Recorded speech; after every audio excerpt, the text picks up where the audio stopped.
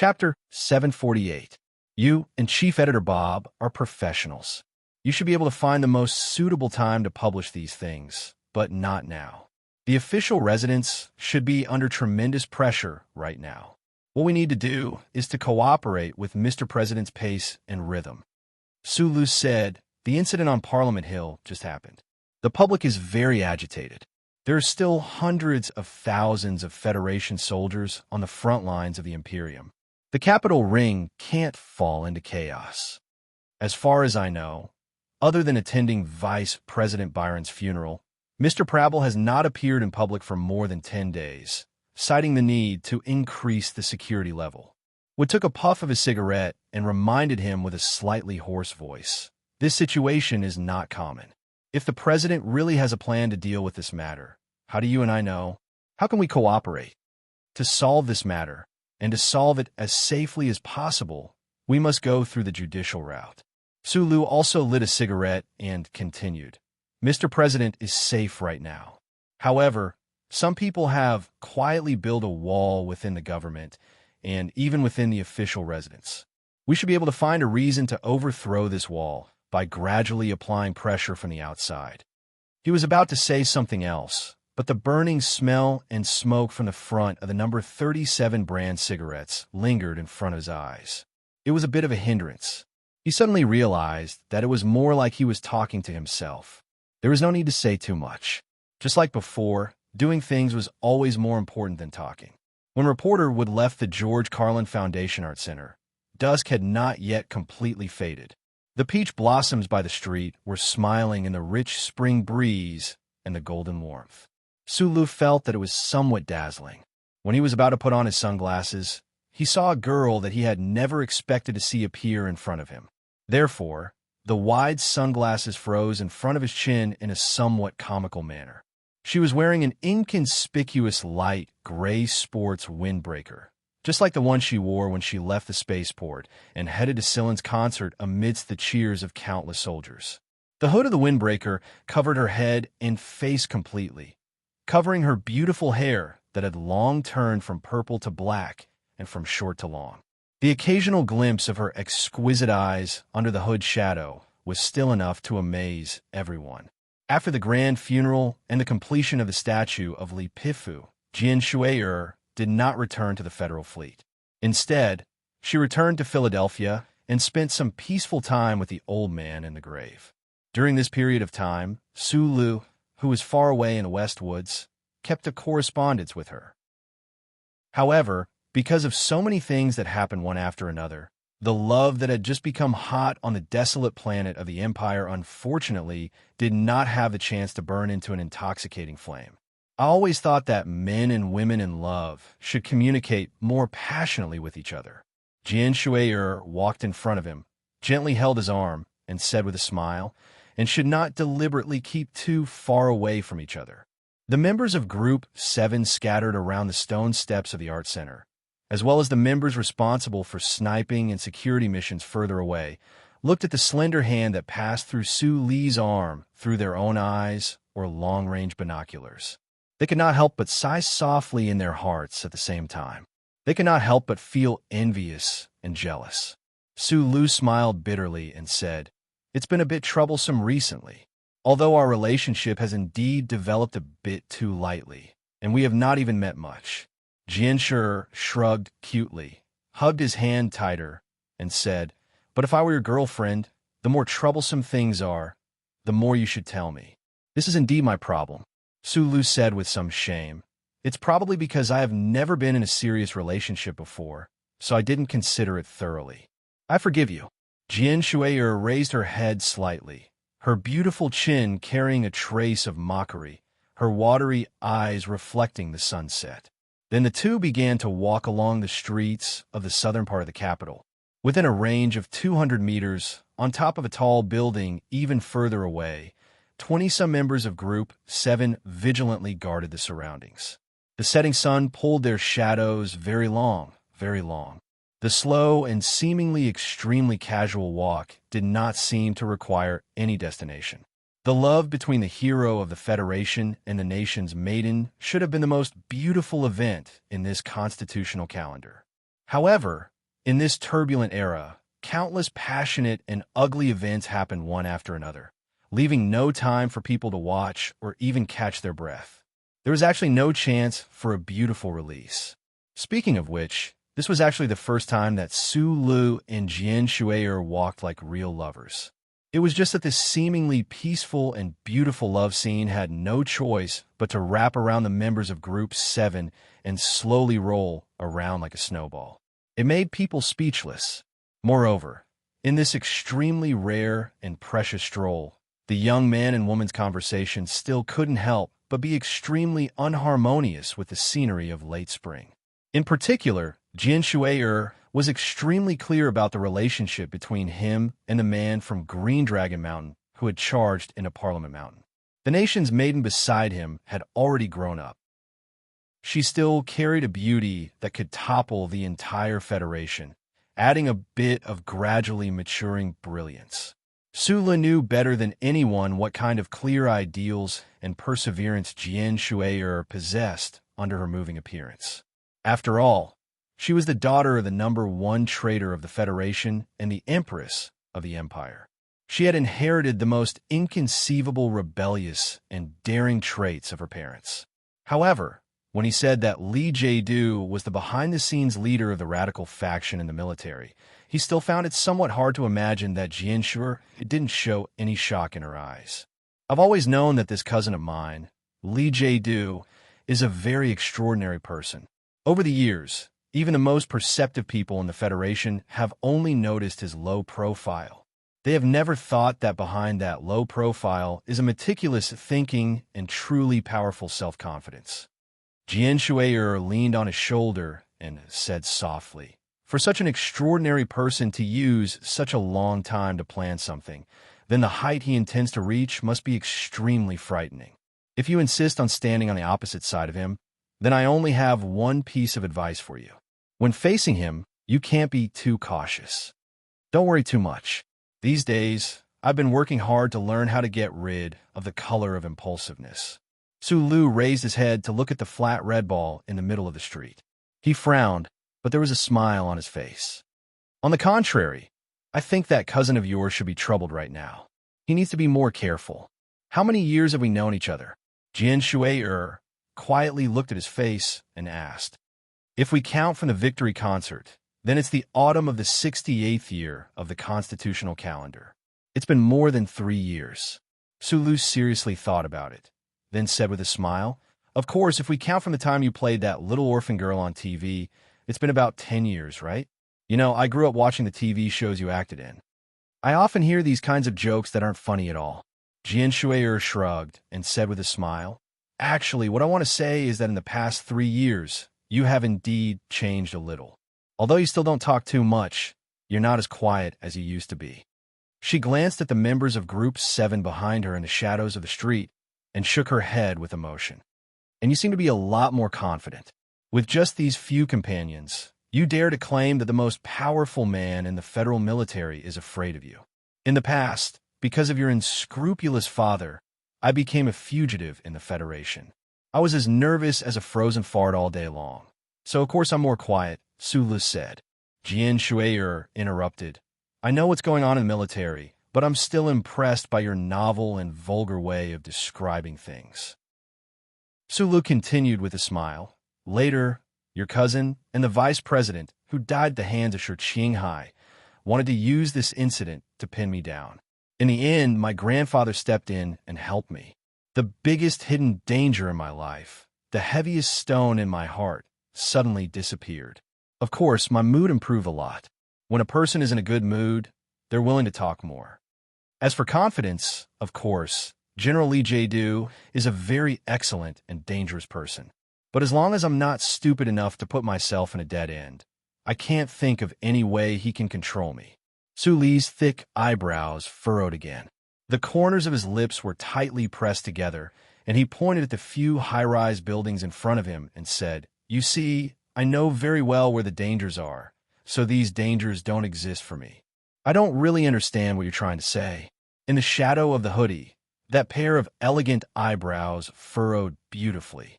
She looked at the buildings in the twilight and laughed at herself in confusion. Then she turned her head and looked very seriously at Su Li's face. She studied his straight eyebrows, small eyes, and the faint traces of hardships that added a bit of a man's calmness. I'm a member of the Lees of Philadelphia. I know better than you that the blood of the Lee family is very stubborn and conservative. My cousin may be the most terrifying schemer, but I don't doubt that in his heart, the glory of the family occupies the most important position. I've never doubted that. Sulu said, for so many years, for so many things to have done, I believe that a large part of the reason is that he has always been planning how the Lee family can continue to maintain its current status, or rather, its glory after the death of the war god. Why are you suddenly talking about this? He looked at Jian Shuai in confusion. Right now, this dangerous and sensitive situation is one that we have no way of alleviating. It's probably only under certain circumstances that he will give up part of his plan. For example, he won't kill you, but instead try to subdue you. At the very least, it won't be in the next second that the entire Federation will become a battlefield full of blood and fire because of the two of you, so? Jian Shuai looked at him and smiled. Her eyes narrowed into cute moons. She tilted her head and said, let's get married. Hearing these words, Su Li's eyes couldn't help but narrow. Everyone knew that whenever he narrowed his eyes into two slits, it meant that he was in a relatively nervous state. Perhaps he was preparing to kill, or preparing to be killed, or perhaps preparing to get married. The stroll under the setting sun unknowingly came to a stop in front of an ordinary building. This was the marriage registration office of a certain district of the capital. The light screen above the registration office was broadcasting a poorly made picture of flowers. In this spring, a certain person's eyes narrowed like flowers. Chapter 749. In this moment of twilight, Su Lu thought of many scenes from the past. He watched her on TV. He cried in the woods of Hushi State. He went to her concert, and he thought that it was the most beautiful dream that had appeared before his eyes. He suddenly remembered that he did not meet her before the victory concert, but during that earlier concert filled with slaughter. After that, they became familiar with each other until they went on a blind date. In every similar scene, he would always think of many scenes from the past. It was not that the art appraisal in the library of Hushi State University had really cultivated a strong artistic style, but that those scenes were too deep in his mind. Let's get married. What was very interesting was that in the countless scenes that Su Lu, who was not an artistic youth, suddenly and forcefully wedged into the image of that white-robed, bare-legged, ultra-literary middle-aged man. For the peace, love, and justice of the universe, you have to be together. Be together, Master Fan of the Empire once said. Squinting at the colorful flowers blooming on the wall of the marriage registration office, Su Lu gently hugged Jian Shuai, letting the warm embrace melt into the twilight. The barbecue stall on the streets of Wangdu was filled with the smell of chives and bean rolls.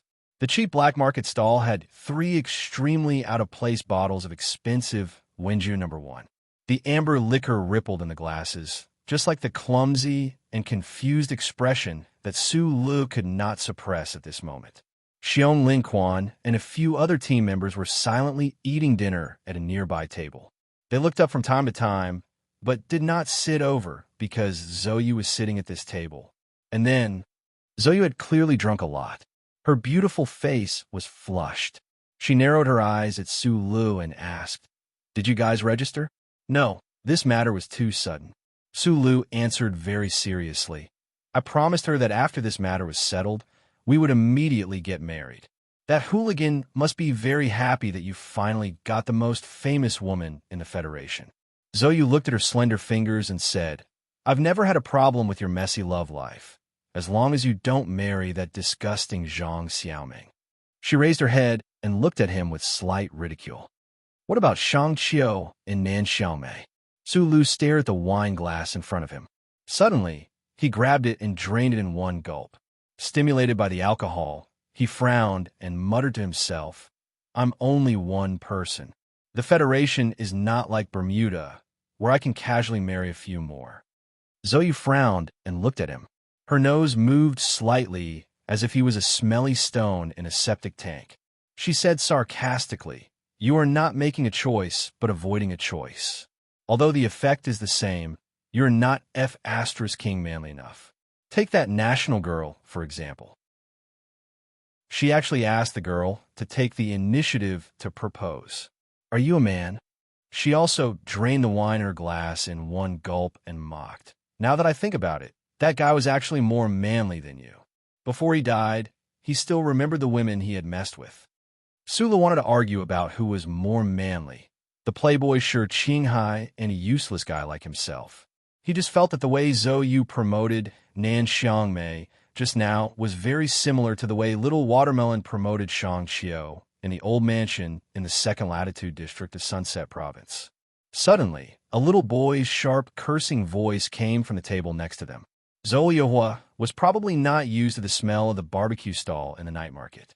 He was desperately twisting his body in the arms of the nanny, crying and cursing as he kicked his legs, leaving several footprints on the nanny's clothes. Su Li's face was a little ugly. He looked at Zhou Yu and said, "Why is he so bad-tempered? Stubborn, proud, violent, and cold." Naturally, he inherited it from his evil young mother.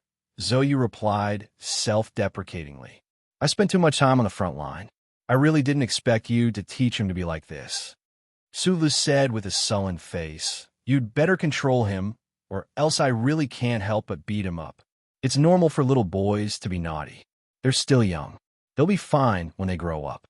When Zhong Huiyin was 5 years old, he already knew how to follow me in the ventilation tunnel without saying a word. Temperament has nothing to do with age. Zhou Yu stared at him coldly and said, "This is my son. I like to see who dares to beat him up. From a biological and legal point of view, he has 2 fathers. Now that one of them is dead, if I don't discipline him, who will?" Sulu paused for a moment and said self-deprecatingly, "I remember the scene when I bumped into you and your sister in front of the nightclub in Linhai Province. I don't want Lu Hua to be beaten into a pig's head by the 2nd Shi Qinghai in the future. I hope he's the 2nd Shi Qinghai." Zhou Yu frowned and slowly lowered her head. Then she raised her head and drank another glass of wine. Sulu looked at her quietly. Suddenly, he said to the little boy who was struggling and crying at the table next to them, "If you don't listen to me, I'll beat you to death." His voice wasn't loud, and his attitude didn't look very fierce. But strangely, children were probably like animals and were naturally sensitive to real danger.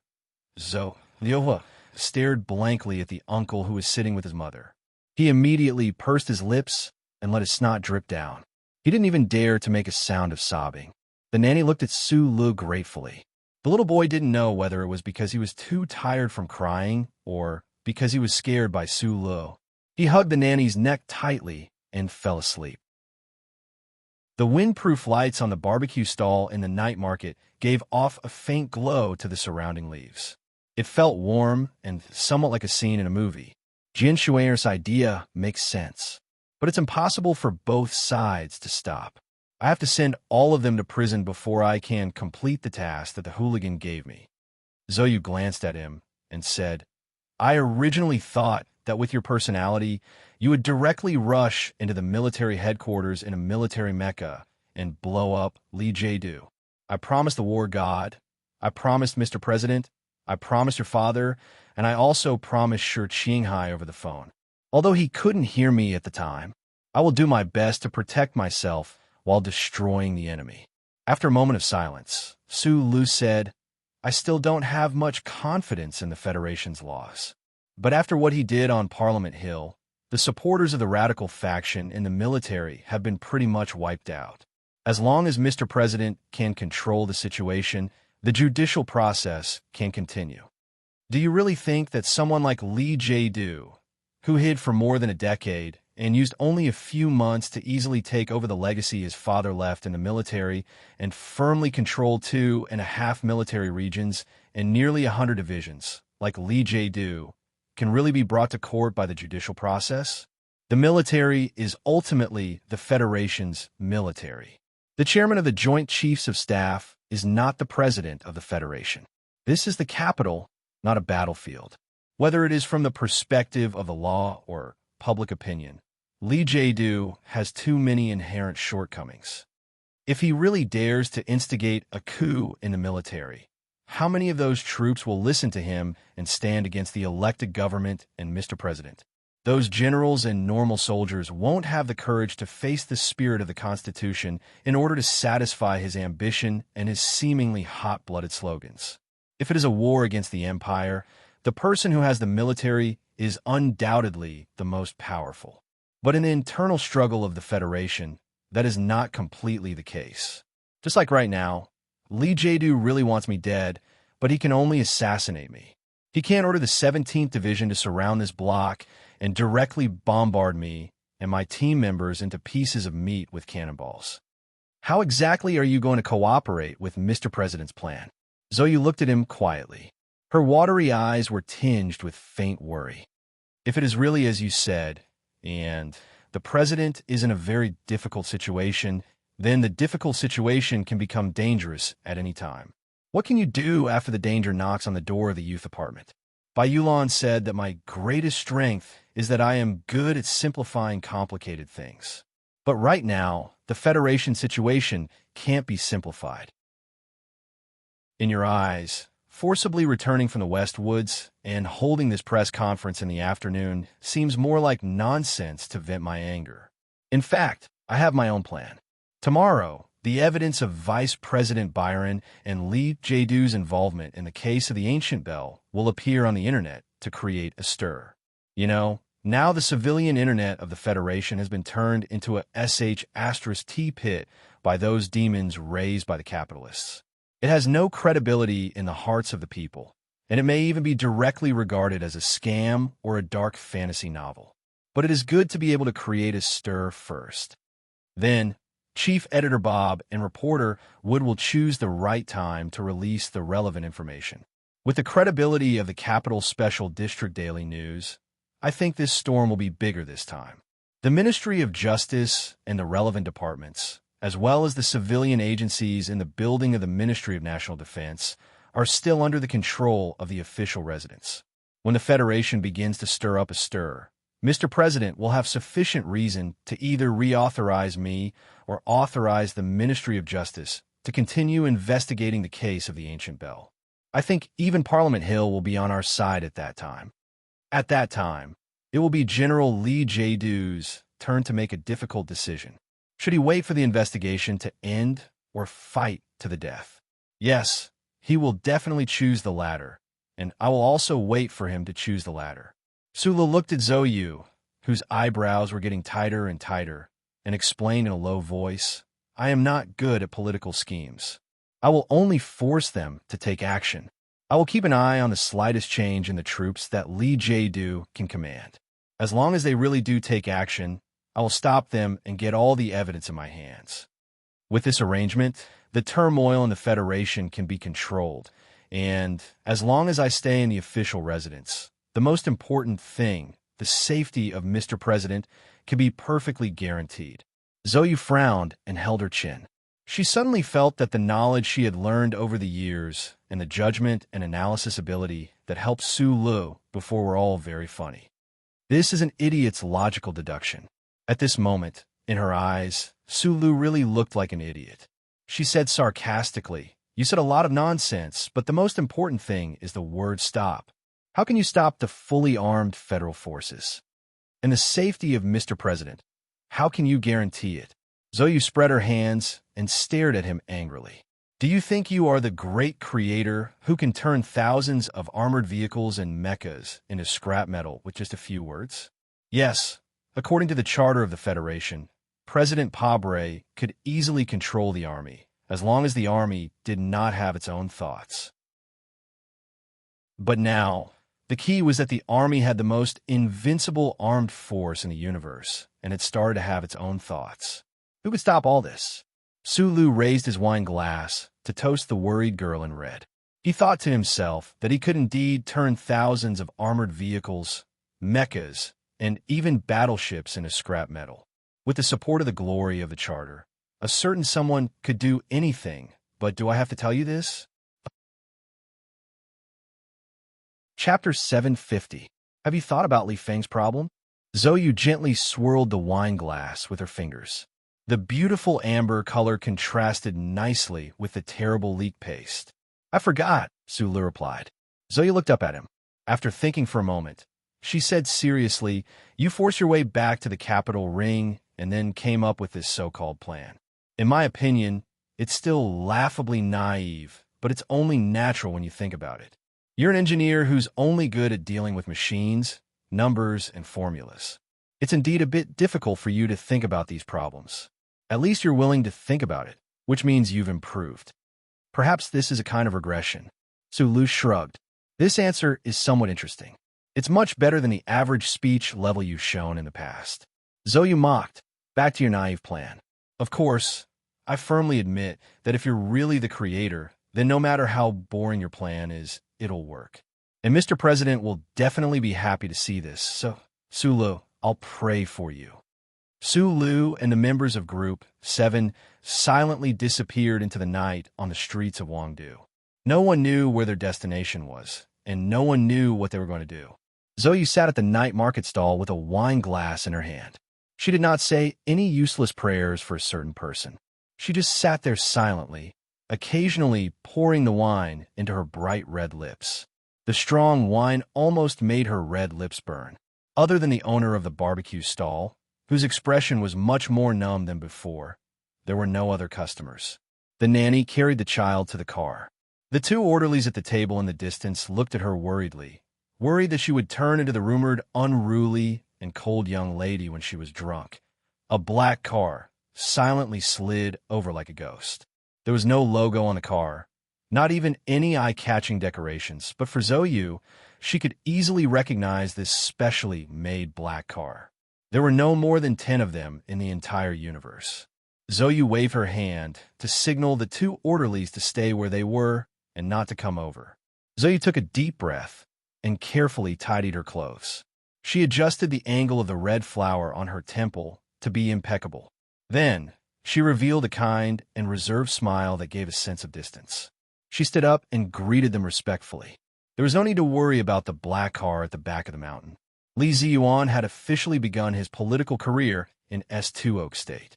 Sulu had just quietly left in a black car, so the person in the black car could only be that madam. And that madam was qualified to be welcomed by anyone in the Federation, let alone the girl she had single-handedly cultivated at the afternoon tea party back then. Yuzi, long time no see. Lady Tai looked at Zoe with a smile, and then sat down. This simple action surprised Zoe a little. She never thought that Madam would sit on a roadside stool covered in grease. This was not a ridiculous reservedness of a rich person who had not experienced the affairs of the world, but a very natural minimum requirement of life. Madam, yes, long time no see. Zoe calmed her mind and responded with a smile. The curvature of her lips was very beautiful. It was not dazzling, but it was not mediocre. You are calmer than before, and you are more independent than before. This is very good. We women should never put the hope of a happy life on men who have no hope at all. Lady Tai said with a light sigh, "What a pity. Back then, I only thought you had a big butt, and now I'm discovering more and more of your good points. Unfortunately, it is already too late." Zoe's face revealed a rare bit of embarrassment. A big butt and good fertility, this type of vulgar and somewhat contemptuous evaluation, normally would easily make a woman unhappy, but she was already used to hearing this type of evaluation in her adolescence. Moreover, Lady Tai's tone always carried a natural and refreshing autumn air. "I came to see you today, mainly for two reasons." Lady Tai looked at her with a smile and said, "The first is what Sulu said to you just now. The second is, I really want to know, from your point of view, who exactly will obtain the final victory in this situation." After a moment of silence, Zoe said what she could casually say. Then she furrowed her brows slightly and said, "Although I don't think Sulu is a guy who is good at political structure, I agree with one of his judgments. Even if Li Jiedu's intelligence and ability is astonishing, in the end, he is not his father, Marshal Li. Even if he is in fact the #1 figure in the federal military, he definitely doesn't have the ability to make the entire federal forces go crazy and have the prestige to dance with it. When facing the president and the government, I always feel like he doesn't have too many perfect methods to handle things. If he is slightly careless, he can only leave behind a black name in the annals of history. But there is no way for him to obtain absolute power in this world. That's right. Just like how you were worried about Sulu, this little guy's unreasonable self-confidence. For me, Lee Jae-doo's overly abnormal and shoddy killing, as well as his completely opposite self-confidence, is something that I am extremely puzzled about. Lady Ty's eyes drooped slightly, as if she was thinking about some very troublesome problem. With my understanding of the Lees of Philadelphia, the old man's son is definitely not stupid to this extent. In fact, the things that have happened recently have already proven his ability. Zoyu sighed softly and said, "Could it be that blind optimism really is an emotion that can infect each other? But the problem is that history is heavy. He can allow people like Su Lu to be naive, but he definitely won't allow Lee Jae-doo to have the possibility of being childish. History is heavy. This seems to be a topic of discussion during an afternoon tea back then." Lady Tai looked at her and said with a smile. Zoyu smiled reservedly, and then suddenly narrowed her eyes and asked, "Madam, you are concerned about their victory or defeat. Does that mean that you won't get involved in this chaotic battle? If possible, may I know which side you are inclined to support?" Lee Jae-doo and those people in the army wanted to kill your older brother Crown Prince back then. Naturally, I won't support them, Lady Tai calmly replied. But back then, I could even ignore Macklin, so naturally, I can also ignore these old grudges. After all, I have to admit that regardless of whether it is Lee Jae-doo or those who stand on his side, they have enough qualifications to discuss matters related to benefits and compensation with me. Zoyu listened quietly, not saying a word. I won't support anyone, and I won't use benefits as a bargaining chip at this moment. I just need to quietly watch and see who wins in the end, and then ask them to cut a piece for me. This analogy might be a bit vulgar, but you know that I like to cook in the kitchen, Lady Tai said with a smile. Zoyu suddenly laughed, slightly raising her proud chin, and said softly, "Madam, in my opinion, the so-called quietly watching should be the biggest mistake that the 7 great families have made in these years." Lady Tai's expression froze slightly. "When those soldiers tried to kill my older brother Crown Prince in Linhai State Gymnasium, although the elders of the other families personally went to the back of Macho's mountain to explain and even shed tears to beg for your approval. In fact, everyone knew that they were gloating. They didn't do anything specific, they just watched. When the previous government carried out the Macklin Project, the 7 great families still didn't do anything. You watched as Macklin messed up the Federation, and you only came out to clean up the mess in the end, trying to obtain a decisive victory. However, you didn't expect that Su Lu and Shi Qinghai directly killed that old senator, and the Bureau of Proclamation even found out that Macklin was actually a spy for the Empire. And recently, the radicals of the government and the military joined hands. They even sent information to the Empire's military department to kill Commander Zhong and his wife in Constellation. Then, the government began to vigorously harvest the West Woods. During this time, did the other 6 families do anything? No, you didn't do anything. You were still watching and then trying to follow behind the government to take a few bites. Zoyu's expression was calm, but there was a hint of her unique biting cold. Even in front of the most terrifying lady in the Federation, her tone was still calm and firm. "I don't understand what the legendary 7 great families are thinking. Where did your foresight go? You didn't do anything, you just watched, so now the federal military is basically going to fall into the hands of the radicals, and now you can't do anything. You can only stare with your eyes wide open and refuse to admit it, but desperately hope that Su Lu can solve these problems." Lady Tai listened quietly. After a moment, she smiled slightly and said, "Yuzi, I like you more and more, but you have to believe in one thing. For deformed existences like the 7 great families, even if they don't do anything, just watching is enough to deter others." Zoyu smiled and shook her head. She said, "Madam, I believe that the 72 years of history of the constitutional era will definitely be written by people like Shi Qinghai and Su Lu, who do things. The Charter Square was empty and quiet in the middle of the night. The terrorist attack on Parliament Hill a few days ago had raised the security level of the square by 2 levels. In the dark corners and in the old multi-story buildings on both sides of the square, there were countless police and special task force surveillance teams hidden. For Sulu, these were not obstacles. The members of Group 7 were divided into 3 teams to hide in the forest behind the Windy Slope Club. Under the cover of the glory of the Charter, he quietly passed through the forest and came to the back of the president's official residence. Just as Zhou Yu said, people like him and Shi Qinghai were the most typical people of action. In the end, the so-called plan still had 2 sides: to be arrested or to arrest others, to be killed or to kill others. He had to enter the president's official residence to implement this plan. Most importantly, he had to ensure the safety of Mr. Pabre under the threat of the radicals in the military. Under the precise coordination of the Federal Central Computer, the 3-level electronic surveillance network of the Federation allowed Sulu to quietly invade with great comfort. There was no groaning, and no one was alarmed. Then, under the nervous gaze of Miss Federation, Sulu climbed into the boudoir of the first daughter of the Federation. He looked apologetically at the trampled quilt. The 2 whispered for a moment, and then he came to the president's study. Chapter 751.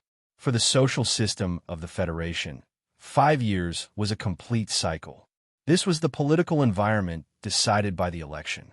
As for the dark-skinned president sitting behind the desk, with his outstanding governing ability and wisdom, his increasingly mature and natural political methods, as well as his deeply rooted resume, he had now obtained unprecedented support from the federal citizens. He didn't need to worry about the results of this year's presidential election.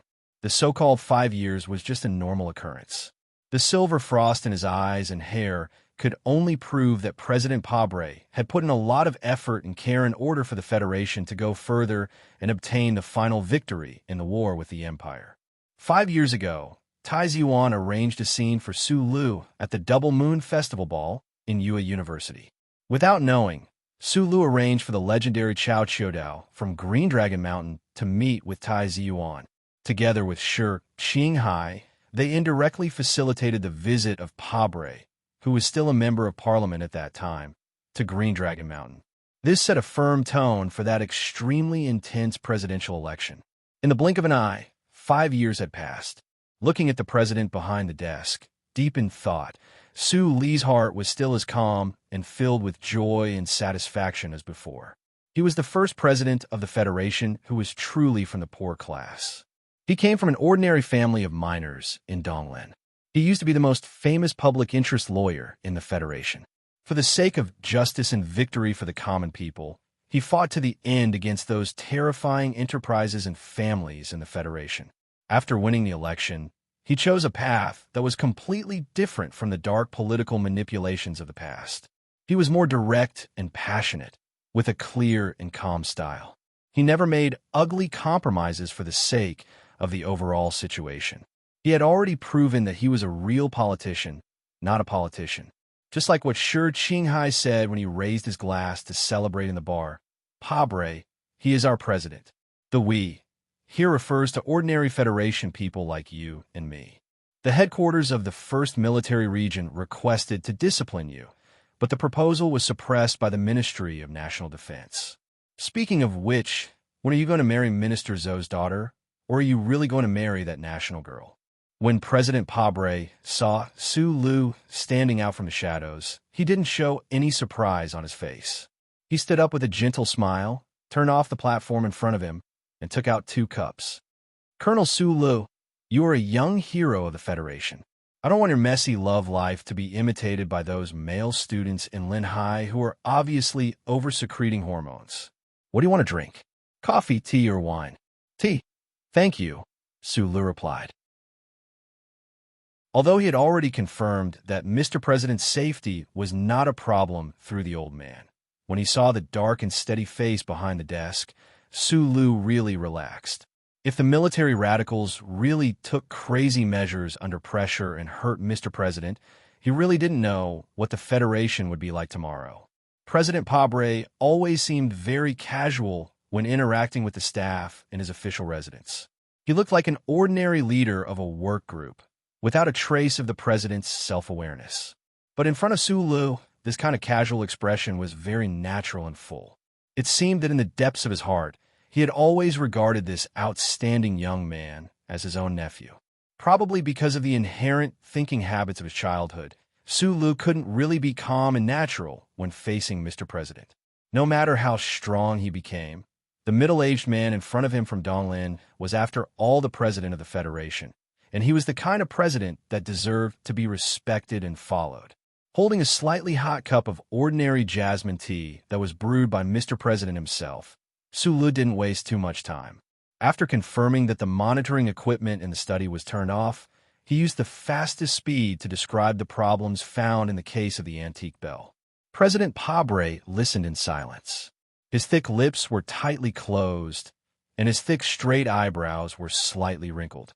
Whether it was when he heard that the Bureau of Proclamation indirectly provided the charter network to the Imperial Military Headquarters, or when he heard that Colonel Laker secretly destroyed the escape system of the antique bell, there was no expression on his dark face. There were so many people in the Federation government who cooperated with the radicals in the military, and even his partner, the Vice President of the Federation, was involved. Perhaps this kind of terrible and sad impact made Mr. President forcibly suppress his anger into intense pain under his calm face. Sulu took out the chip and put it on the table in front of Mr. President. He said in a low voice, "This is the relevant evidence, mainly found by Shi Qinghai. It should be enough to accuse those people." President Pabre didn't take the chip. He casually leaned against the big wooden bookshelf, held the teacup, and said with a heavy expression, "The official residence has received this evidence on the day of the Parliament Hill incident." He put the teacup on the table, and his deep voice was full of undisguised admiration. "Shi Qinghai is a very excellent man. I pardoned him at your request and appointed him as the liaison officer despite everyone's opposition. Now it seems that I made the right choice. He didn't let me down." Sulu just realized that Mr. President had already received the evidence. He was more and more convinced that his judgment was correct. Under the strong pressure of the radicals in the federal military, the official residence really needed the impact from the outside world, or the pressure of public opinion. From the concert in Linhai 5 years ago, to the assassination of Zhong Huiyin, Commander Zhong's daughter, and then to the explosion of the antique bell, the whole thing is very clear. The radicals in the military have been planning for a long time. They are very powerful, but this is not worrying. However, General Li Jiedu actually played such an important role in the radicals, which really makes me feel shocked and uneasy. Sulu looked at the solemn Mr. President and said, "When General Miller retired, Minister Zhou, and even many people, including the Army God, thought that it was the best choice for him to take over the position of chairman of the Joint Chiefs of Staff, because everyone knows that he is famous for being a moderate in the academic faction. I really didn't expect." President Pabre frowned and walked to the window with a bitter smile on his lips. "I was the one who proposed this motion. There is one more thing that I've been thinking about. When did Shaoqing join forces with the radicals? Or was he in this organization from the beginning? I really find it hard to believe that he was involved in the explosion of the antique bell." Sulu followed Mr. President's footsteps and walked to the window. Looking at his thick back, he said with deep confusion, "Everyone in the army knows that he and Commander Zhong are lifelong enemies. He and his Iron 7 Division were even forcibly suppressed by Commander Zhong for more than 10 years. But, according to my understanding on the battlefield over the years, although Shaoqing's temperament is very bastardly and indifferent in some aspects, he really doesn't look like a guy who would shoot in the back. Young man, don't you think what we need to do now is to solve the problem, instead of thinking about the root cause of the problem?" President Pabre stood by the window, looked at him, and said with a smile, "I believe you already have your own plan. What do you need me to do?" Sulu shrugged clumsily, trying to look relaxed and natural. He replied, "I am your subordinate, so of course I will cooperate with you. Tomorrow, There will be some news on the civilian network, and then the Capital Special District Daily will publish a related report. I will use this report to ask for an explanation from the 1st Military Region, and also ask the court to continue the investigation of Colonel Lake's treason case. President Pabre continued calmly. As the report goes deeper and the evidence is gradually released, I can ask the Ministry of Justice to officially start an investigation. There is nothing that can stop this. Except for guns and ammunition, nothing can stop the investigation. Su Lu said, and now this is what I am most worried about. In fact, these days, some of the staff and the official residents are worried about me like you. And I think these seemingly powerful threats are actually just snow stains in the early spring night. They can't see the sun the next day. No matter how cold the snow is, it can only melt under the sun. President Pabre's voice was low and powerful. The army is the army of the Federation. Its duty is to obey orders. When any soldier joins the army, they have to swear allegiance to the elected government and the President of the Federation, who is the specific representative of this right, which is me. The most powerful man in the Federation looked calmly into Su Li's eyes and said, I don't believe that the entire federal forces are made up of ambitious people. Even if some officers are blinded by profit, ordinary soldiers will not stand on their side. Without my order, no army can enter within 80 kilometers of the Capital Special District. I agree with your point of view. General Li Jiedu may be able to convince many troops, but he can't convince every specific person, so he can only use other names to carry out hidden operations. Su Lu nodded and replied, Mr. President, I promise you, as long as they begin to mobilize troops, I may be able to find a way to slow down the advancement of the mechanized troops. Thinking of that damn federal central computer that stubbornly analyzed the specific situation every time, Su Lu silently cursed a few times in his heart. Then he scratched his head and said, Even if I can't, I can directly arrest or kill General Li Jiedu before the situation escalates. Hearing this, President Pabre's eyebrows slightly raised. He looked at him seriously and asked, This is not the time for jokes. Are you sure you can do it? At least a 50% success rate. Su Lu silently calculated in his heart, but he didn't say it out loud. With a sincere smile that easily made people feel a sense of trust, he looked at President Pabre and said, Please rest assured. President Pabre was silent for a long time. Then he shook his head with a smile and patted him on the shoulder. At that time, Parliament Hill was preparing to hold a special hearing on the matter of you being the student of that traitor. Now that I think about it, it should have been Byron's plan. Byron, I've known him for many years. He was very good at these kinds of political tactics on the surface. I have to admit that he was excellent. In many important moments, I even relied on his maturity and a little cunning to deal with the situation. Now that he's dead, I feel very complicated when I think about it occasionally. President Pabre and Su Lu both held teacups and stood side by side in front of the window on the 2nd floor of the official residence. In front of them was the lawn, and further away was the street. At the end of the street was Charter Square. The view was incomparably wide, and there was no danger of being sniped. The president laughed self-deprecatingly. He picked up the teacup and took a sip without knowing the taste. He continued, It was because of that incident that they uncovered your secret, or rather your background. Only then did I know that you were also from Donglin. Actually, I was very happy to know that you were also a rock from Donglin. I was gratified and even a little happy. President Pabre glanced at him and laughed loudly.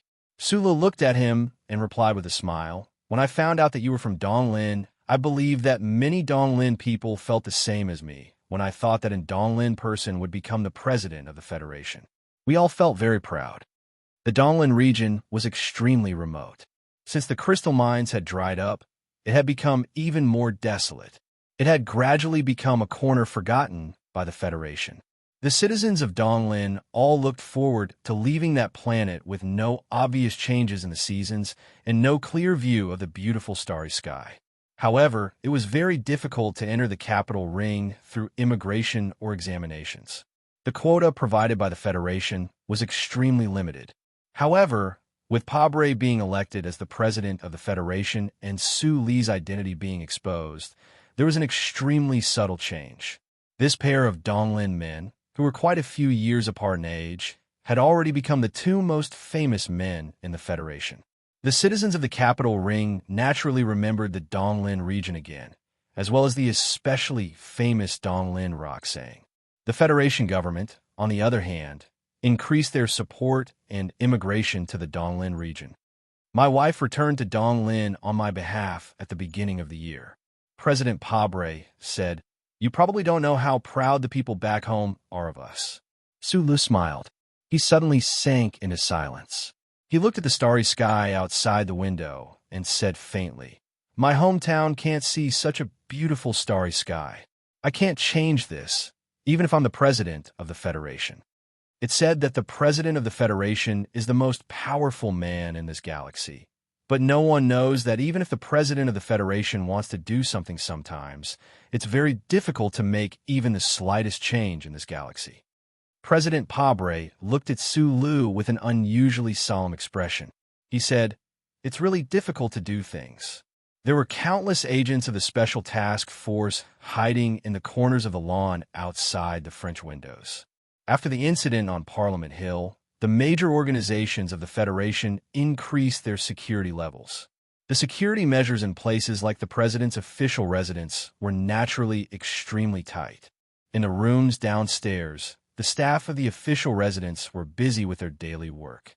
The rooms at the end of the left and right corridors were a different scene. There were many special forces soldiers with cold expressions. They silently lined up together like statues. They were fully armed to the teeth, and the guns in their hands glowed with a cold light. In Su Li's left eye, the armed forces inside and outside the official residence were like countless dense dots of light. Through these soldiers who belonged to the security forces directly under the capital garrison, he could clearly feel the pressure that the president had been under these days. "Mr. President, the people will understand you," he said comfortingly. President Pabre looked at him. After a moment, he said, "It's good that you can understand." Sulu sat silently on the sofa in the study on the second floor of the official residence. His hands held a cup of tea that had already become slightly cold. He waited for the president next door to come over with the secret authorization document that was going to be given to him. He was a very patient person. Otherwise, he wouldn't have liked mechanical repair work that was extremely boring in the eyes of ordinary people.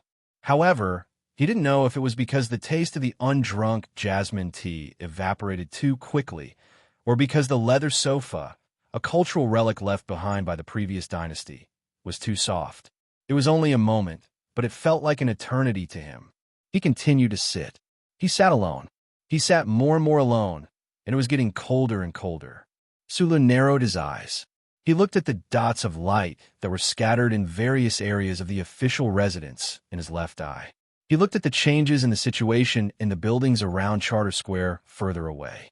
He suddenly remembered something that the president had just said.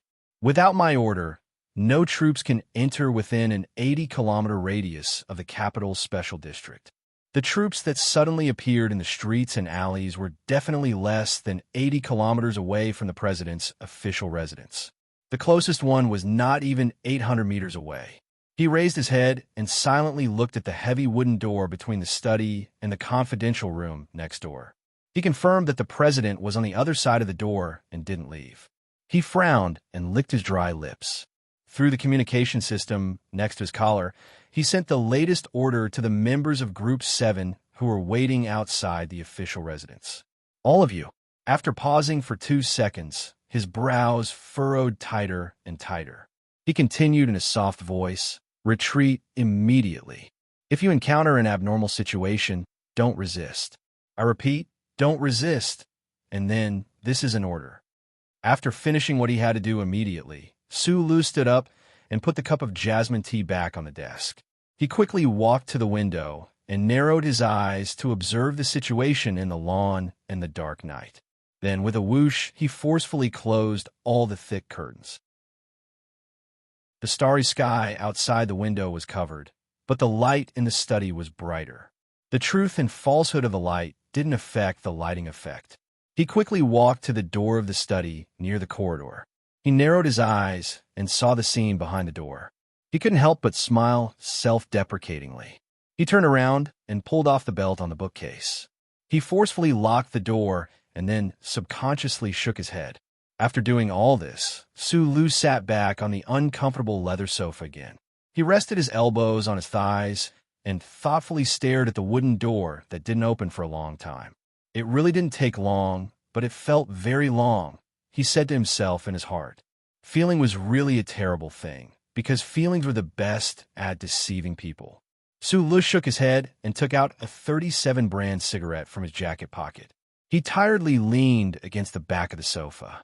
The fingers of his right hand holding the lighter were slightly trembling, just like the extremely complicated feelings at this moment. Chapter 752. It was already late at night. The bustling Charter Square and the bustling Parliament Hill had become incomparably quiet. Only the group of 5 in the middle of the square were still sizing up their new comrade, puzzled as to why the god of war looked so old. Occasionally, a gust of wind would blow past, causing the green leaves on the ground to roll slowly. Because it was late spring, there was no feeling of desolation, but there was no joy or warmth either. The sudden sound of emergency brakes came from under the specially made bulletproof tires of dozens of dark green military vehicles, piercing through the silent night sky. Then, the rumbling sound of armored vehicles blended into the sound, waking the rich people around the square from their dreams. Some people walked to the window in confusion and looked at the armored vehicles and military vehicles that were quickly dispersing around the square. They watched as the densely packed, fully armed soldiers quickly rushed into many important buildings, including the Ministry of Finance. They couldn't help but be shocked. This was the Capital Special District, and shocking scenes rarely happened. What was going on? What did this troop of unknown origin want to do? In a short period of time, a large screen appeared above a military vehicle in the middle of the troop. The words drill were silently displayed on the screen. At the same time, many soldiers began to enter the building to explain to the panicked people. It turned out that this was a special military drill in response to the attack on Parliament Hill. Of course, this was not a military drill. When the members of Group 7 scattered around the presidential residence received Su Li's order through the communication system, they knew that there was going to be a big problem today. Gu Shifeng frowned and combed her sweat-soaked hair with her chubby fingers. She didn't know how to respond to the leader's order.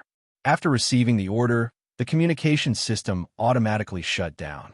They didn't know if Su Lu was still in the presidential residence, nor did they know what had happened to him. What should we do? Xiong Linchuan's buzzing voice sounded from the system. It was an exceptionally violent and impatient voice. Should we storm into the residence and take a look?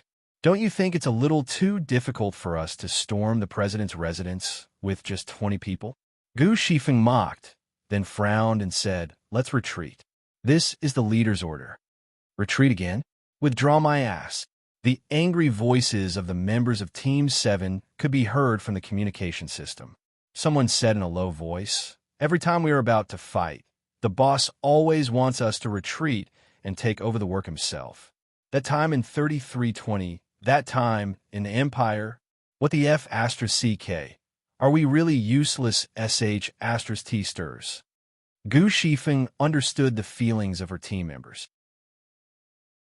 Everyone knew that Su Lu would abandon his team members to play the role of a lone hero, because he was worried that something would happen to his team members. However, no one could accept that they couldn't help Su Lu. Boss doesn't like to play with us. What can we do? He was hiding in the bathroom on the second-last floor of the Ministry of Finance building. He was in charge of communication with the entire team. After a slight pause, he returned to his role as the temporary commander and said in a deep voice, "Everyone, quickly retreat. I repeat, quickly retreat from your current positions. Remember, this is an order." A soldier's duty was to obey orders, so the federal forces had to listen to Mr. President's orders. However, for Team 7, Su Lu and Bai Yulan's orders were irresistible. Therefore, no matter how angry, worried, and unwilling they were, The team members still used the fastest speed to pack up their equipment and prepare to retreat from their positions. At this time, Gu Shifeng, who was destroying the 24-hour electronic data, heard the screeching sound of brakes coming from the ground. Through the window of the bathroom, he saw the endless stream of troops coming from the streets. His eyes narrowed, and he finally understood why Su Lu ordered them to retreat first. Of course, this was not a drill. This was a standard military operation. In the face of more than 2,000 elite soldiers of the Federation, as well as those heavy firepower armored vehicles that were ready to attack in the night, no matter how strong Group 7 was, they were just a small wooden boat in front of a huge wave. How could they resist? Gu Shifeng stared at the Federation soldiers charging toward the Ministry of Finance building. Suddenly, he pointed at the metal button on his left sleeve and said in a deep voice, "I repeat boss's order again. No resistance. No resistance." This was a secret military operation with an extremely high level of confidentiality. This military operation mobilized the 3rd Military Region's Iron 7th Division, the Capital Garrison Division's 2nd Division, and the 1st Regiment's elite and loyal troops. Before the operation began, only the highest military officers of these 3 troops knew the specific details of tonight's operation. This secret military operation relied entirely on verbal orders. There were no radio calls or electronic files. The troops didn't even activate the military command system, nor did they use the mechas. Even the remote control systems and chips in the armored vehicles and military vehicles were completely dismantled. There were no orders in the air, no electrical noises unique to the command system. There were only standard field hand gestures and manual light screen adjustments. More than 1,000 Federation troops, like a black mass of silent ghosts, quickly took control of all the passages around the president's official residence. Sporadic gunshots came from the southwest corner, and then it quickly returned to silence. A staff officer in the army suppressed his strong puzzlement and doubts about the military operation and quickly ran to a military vehicle on the street. He lowered his body and said, "We have captured 8 illegal armed soldiers, which is 14 less than the plan. We're still searching for them. I don't know why, but none of the captured soldiers resisted. Also, the Capitol Police Bureau has sent officers over. The Ministry of National Defense is asking us what we are doing."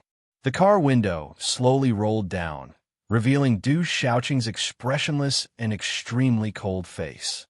He looked at the Charter Square in the night and didn't care about the questions from the Capitol Police Bureau and the Ministry of National Defense. He gently pinched the leg of his sunglasses and asked, "What was that gunshot just now?" A member of the 7th Group tried to escape by jumping over the wall and was shot in the leg by the sniper of the 1st Group of guards. "Is he okay?"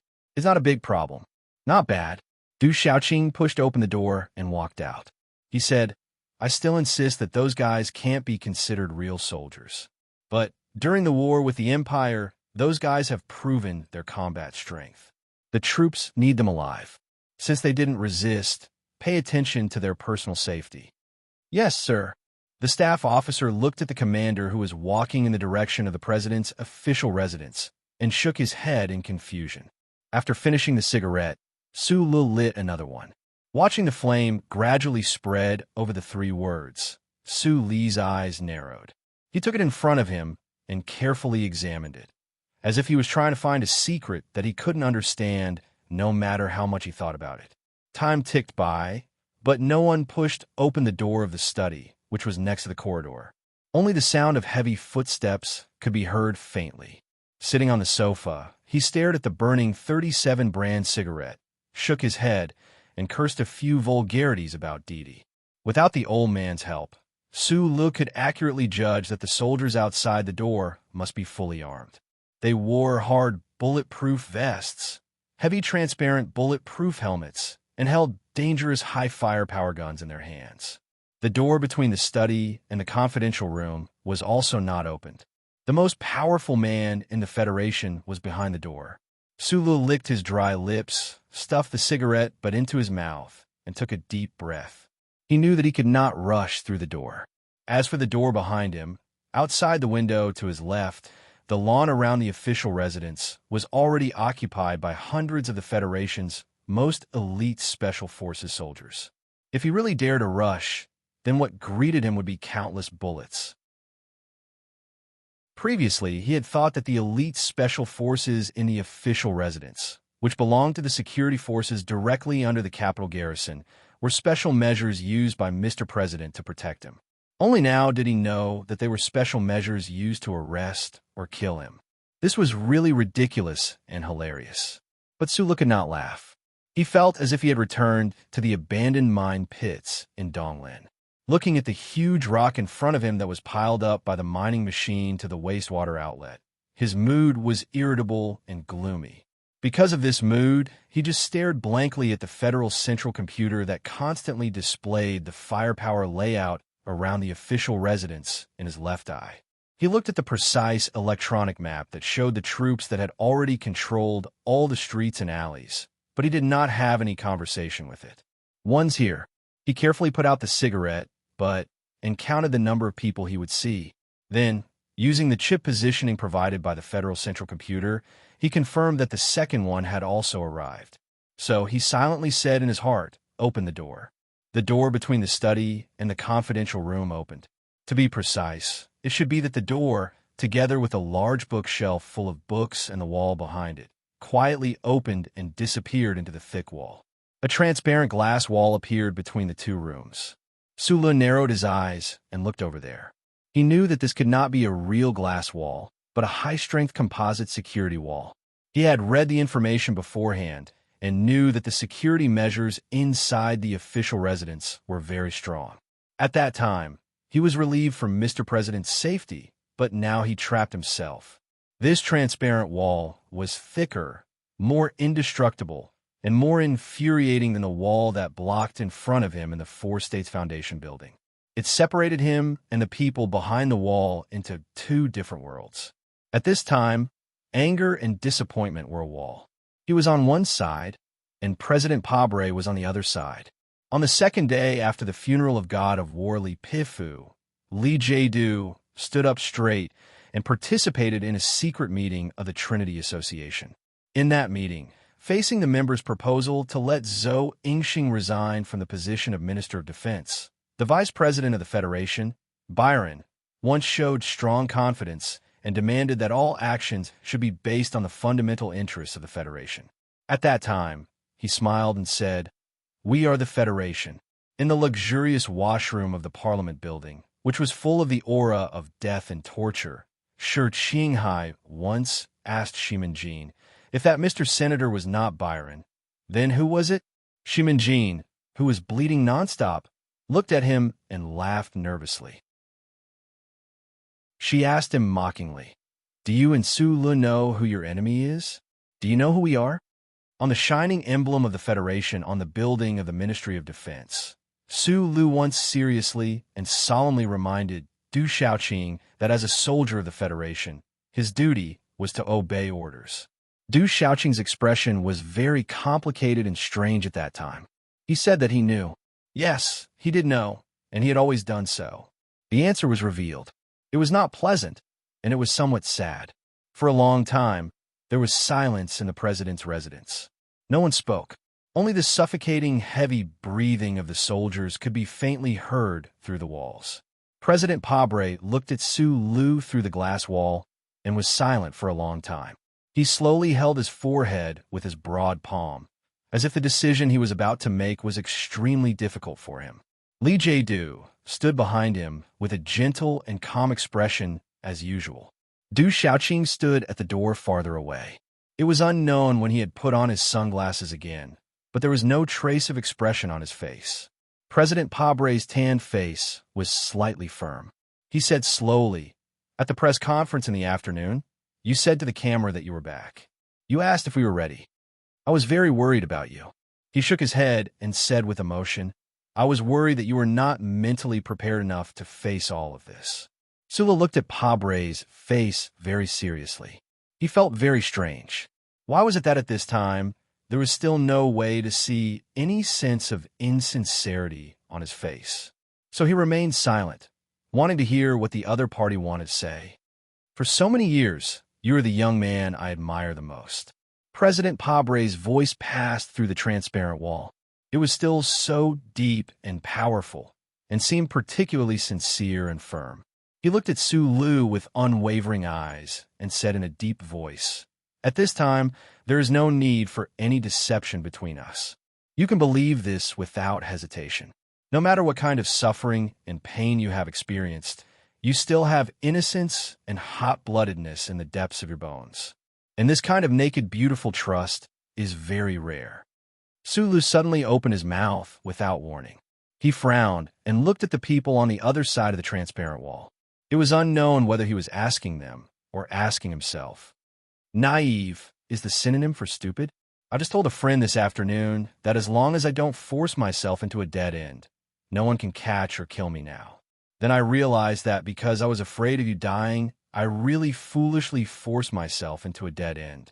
There was no obvious expression on Su Li's face. His fingers gently rubbed the extinguished butt of his cigarette. He shook his head and said, "I don't understand. How did I suddenly become a stupid C***? And the reason for becoming a stupid C** is actually so F** up. Just like those deliberately mystifying novels of Schiller's in the late period. Why is it that the most righteous old man would finally tear off his mask and proudly tell the whole world that he is the worst one? His straight black eyebrows were furrowed so tightly that they were forcibly twisted into two question marks. He looked at the still dark and steady face of the president behind the wall and shook his head. "This is not right. This is not pretty. You have to at least let people feel that this world is still a little bit bright, right?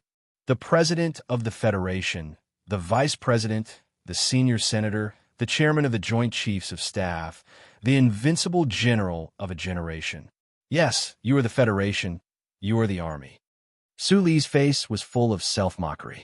Then he suddenly stood up and raised his voice, roaring angrily toward the other side of the wall. "But what kind of T2Y Federation and army is this?" Chapter 753. For Su Lu, his world had reached its most dangerous moment. This kind of danger had nothing to do with life and death. It was only related to the collapse of something. Therefore, he was forced to let out an angry roar, but this roar was definitely not his final groan. After returning from Sunset Province in the West Woods, he went to the Charter Square to look at the candlelight. He went to the hospital to look for a nurse to fulfill Mr. Scher's last wish. He went to the tomb to be silent. He and Zoe ate barbecue on the street. They were silent and relaxed. Unexpectedly, he did not go crazy. The reason for this was that he was very confident in this world. When the glory of the Charter was on his shoulders, when the president of the Federation was in his official residence, no matter how evil and dark the forces were, they were actually just a bunch of clowns to Su Lu. In the end, he realized how pathetic he was. He realized that he had been deceiving himself and others. He was actually the saddest clown. If this world could be simply divided into good and bad, he would never have thought that President Pabre was a bad person. The reason why he had such a firm belief was probably because he had never thought, or did not dare to think, or did not want to think at all. He, Shi Qinghai, and many others sincerely wanted to protect this world. It turned out that justice and light would not always prevail and prevail in this world. This was also a case of if what they were protecting was justice and light. This was the best era. The Federation finally had its first civilian president. The government and Green Dragon Mountain finally achieved a great reconciliation. Tens of billions of people were motivated and united. The frontline troops were winning one victory after another. But this was also the worst era, the most cold-blooded, ruthless, and dirty political murder, the most ambitious and ruthless plan. The military generals who had guarded the western border for the Federation for many years were ruthlessly sold out to the Empire's fleet. And the people who planned all this were the most important people in the Federation's government and army. It was actually the president who was infinitely loved by the people. Su Lu silently looked at the solemn face of the president behind the transparent wall. He thought of many things in a very short time. He vaguely realized that the president did not kill him immediately. Instead, he took the risk to stay and have a face-to-face talk with him. What kind of talk would they have later? What should he insist on? I should probably persevere. Would he say, "Is what you think justice is justice?" These questions could be analyzed in detail. There was no conclusion to the debate. But just like last year in the Empire's White Courtyard, I conducted a psychological analysis of the princess. I am not a moralist. I am a selfish youth who seeks the meaning of life and happiness. What I have defended and will defend is not morality and justice, but what I think is right. Since that is the case, I will naturally persevere and stubbornly continue to be selfish. Only in this way can I be happy. Su Li's thoughts, which were moving at a high speed like the chaotic particles erupting from the crystal engine of a space battleship, flashed through his mind in an extremely stimulating manner, causing him to feel waves of pain between his eyebrows. Then, miraculously, he quickly calmed down, and there was not a trace of anger on his somewhat wooden face. "Mr. President, just now, the two of us were looking at the starry sky above our heads by the window and talking about the hometown of Donglin." Su Lu gently stroked the bracelet on his left wrist with his right hand behind his back. He recalled the words signed by Kant on the surface of the bracelet. He looked down at the suede carpet in front of his feet and asked, "You trust me so much, and you trust you so much? You're not afraid that I will find out something and kill you directly on the spot?" President Pabre laughed. His thick lips appeared particularly sincere under the light. "Although you have killed many people, I have never thought that you are a person who likes to kill indiscriminately. Sulu, no matter what, my trust in you has never decreased. So there are 300 fully armed soldiers outside, waiting to shoot me into minced meat." Sulu laughed self-deprecatingly. He pointed his finger behind the door and looked out the window. "Even the field army has been pulled into Charter Square. Mr. President, I am flattered by your trust in me. The fact that you can calm down so quickly at this moment really surprises me." President Pabre frowned slightly and looked at him with a smile on his lips. Sulu was silent for a moment. In such a tense and dangerous moment, he sat back down on the leather cultural relic sofa and replied softly, "All the anger of humans comes from their incompetence. If that is the case, why should I be angry? All the anger of humans comes from their incompetence. This sentence is very interesting." President Pabre nodded. He calmly looked at Su Li's face and said, "It seems that you still think that you have enough ability to face all this. Well, I will not comment on this, but since you are calm enough, I think you must want to know the story of us people." Su Li did not answer. "Even if you don't want to know the story, I still have to say it because I really want to convince you through this story." President Pabre smiled slightly. He slowly stroked his broad palms on the table and looked at the spring night outside the window thoughtfully. At this moment, a spring rain fell without warning. It hit the window on the second floor of the president's residence and made a soft pitter-patter sound. Then it was slowly pulled into traces by gravity, and the moisture seeped in through the window. The beautiful rain seemed to know that it was not a good time. It quietly sneaked into the clouds and came to the ground. It kindly moistened the dry and cold air in the room between the men who were hugging each other. In the soft sound of the rain, President Pabre was silent for a moment. He pursed his thick lips and said in a loud voice that was slightly tired and hoarse, "How a person should live their life is a question that everyone has to think about. When I was young and looked at the dark sky above my head on the slag heap of Donglin, the dream I could hold was to get rid of this planet that made it hard to breathe, go to the capital ring to study and work, and then get the immigration quota." Sulu listened in silence. His right hand tightly grasped the right pillow of the sofa. He remembered that his dream was to become a warship mechanic or to work in the capital ring's motor company. As time passed, his original dream now seemed so quiet and humble. The story told by the president was very simple. At the beginning, it answered the biggest question in Su Li's heart. If the terrorist radical organization that had been secretly planned for decades and finally gradually controlled the government, and the army was the evil design of the geniuses from the Trinity Association, then President Pabre came from the Donglin region. His life experience seemed to have no connection with the capital university affiliated high school, and the first military academy of the Federation. Why was he involved in such a huge plan? Why were so many geniuses in the Trinity Association willing to shed blood for him, take the blame for him, and block bullets and rumors for him to become the real #1 person in the Federation? That tavern was called Santa Fe. I heard that it was a religious brand from Bermuda. At that time, I only had about 200 Federation coins, but when I passed by that tavern, I still couldn't help but go in and have a drink. Lee J. Du stood aside with a smile and slowly added, "Santa Fe is most famous for the religious blood wine that was smuggled from Bermuda." Yes, that was what I drank at that time. When President Pabre talked about this past, he couldn't help but laugh loudly. He waved his broad palm in front of him and said, "In the end, I drank too much and spent all of my 200 Federation coins. That was half a month's rent for you and your sister-in-law," Lee J. Du said. At that time, because of the pollution case of Shika Pharmaceutical Company, I was fired from the law firm for the first time. My wife and I carried boxes and wandered everywhere. It was rare for me to borrow half a month's rent. I shouldn't have gone to the tavern to get drunk, but I always thought that I continued to do the right thing. Speaking of this, President Pabre's thick eyebrows furrowed. This unpleasant memory had now become a kind of spiritual wealth, but he still didn't forget the impulse and the unique grief and anger of a young man when he stepped into that tavern. He turned his head and stared into Sue Lee's eyes silently. He said, "Since I did the right thing, why was I only able to live in a small dark room for 400 Federation coins a month?" The inflation in those 2 years was very high. The conditions of a small dark room for 400 Federation coins were indeed very poor.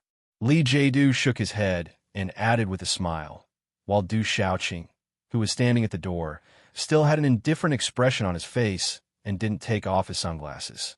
President Pabre looked into Sue Lee's eyes and said calmly, "Santa Fe is outside the west gate of Capital University, and the first military academy is just 1 street away." A poor lawyer in dire straits didn't dare to go home because he drank all the rent that his wife needed the most, so he could only stay in the tavern and look for opportunities to pick up money on the ground. Of course, this is a joke. Lee J. Du smiled warmly and said to the president, "You're a bit emotional today. Let me explain." He looked at Sue Lu and said calmly, "At the time, the Trinity Association was having a meeting in the tavern. Byron, I, and a few of the current middle-aged people, and even the old people, as well as the young people back then, were caught in a fierce argument about the political, economic, and history of the Federation. You know, those who are qualified to enter the Trinity Association have enough right to be proud.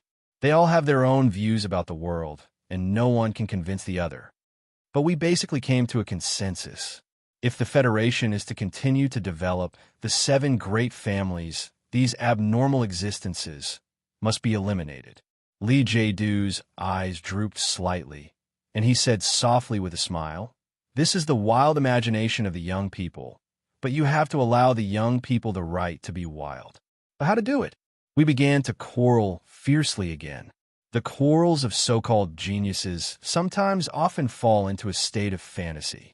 At the time, we didn't have the courage to pick up guns and go to war with those families and politicians. We just liked to quarrel, and through quarreling, we found some kind of courageous pleasure. At this time, in the corner of the Santa Fe Tavern, a drunkard suddenly stood up. His skin was dark, and he reeked of alcohol. I don't know when he heard our discussion, but he directly pushed open the door to the private room and looked at us, this group of proud people, and started cursing. It only took him half an hour to convince all the proud members of the association, including me. If we want the Federation to go in the right direction and want to eliminate the 7 great families, then we must seize politics and the power above politics at all costs. That is, the power of violence. After that, everything started in a small tavern called the Santa Fe Tavern.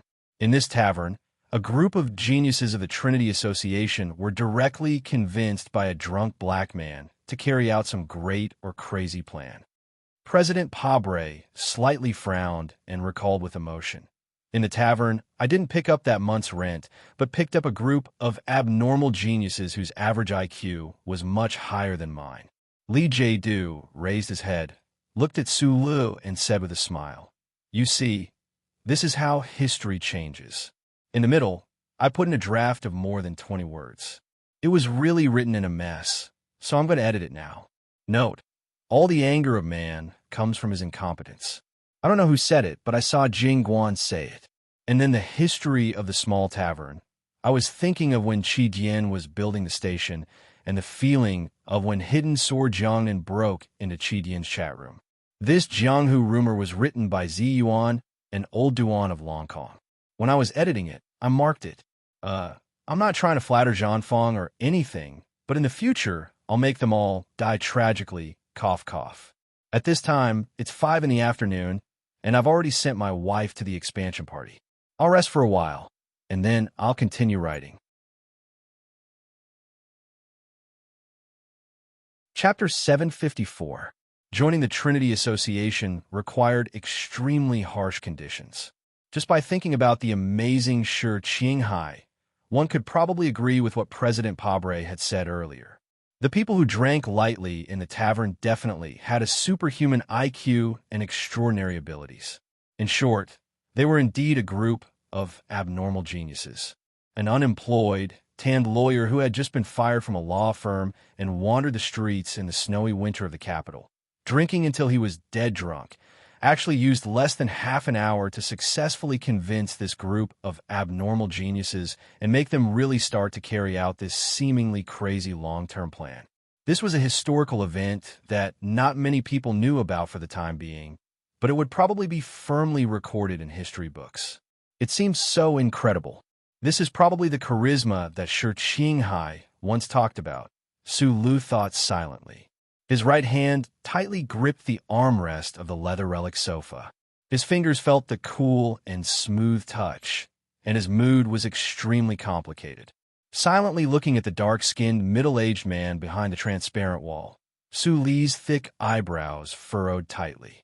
Why was the gaze in this man's eyes always so calm and deep, giving people a feeling of trust? Why did his straight eyebrows look so calm? Why was his expression so normal, but people could always see the compassion hidden inside? Was it because he deeply loved the Federation and this starry sky? What a valiant actor. Well, no matter how much people ridiculed him in their hearts, this middle-aged man really had a special quality that could persuade and move people around him. He could influence people around him to stand by his side and bravely and arrogantly move forward towards an uncertain goal. For example, the members of the Trinity Association who were having a meeting in the tavern back then, or the cold and proud Du Xiaoqing, or of the former Su Lu and Shi Qinghai. There wasn't much in common between the members of the association and Mr. President, except that we were all once in the military. It was just that the military branches and services we served were different. After that, our lives didn't seem to have much in common or connected. General Li Jie-du continued slowly. After that, we met a few more times in the tavern in Santa Fe. However, we all had our own careers and studies, so we separated very quickly. After that day, Mr. Pabre and I sponsored Mr. Pabre to return to the legal world. After strictly abandoning the so-called mental misophobia of the so-called liberals, Mr. Pabre successfully entered the Industrial Workers Association, and then he became the appointed lawyer of the 3 major unions and the Veterans Association. Byron is a little older. He was the first one of us to run for office and step into the political arena.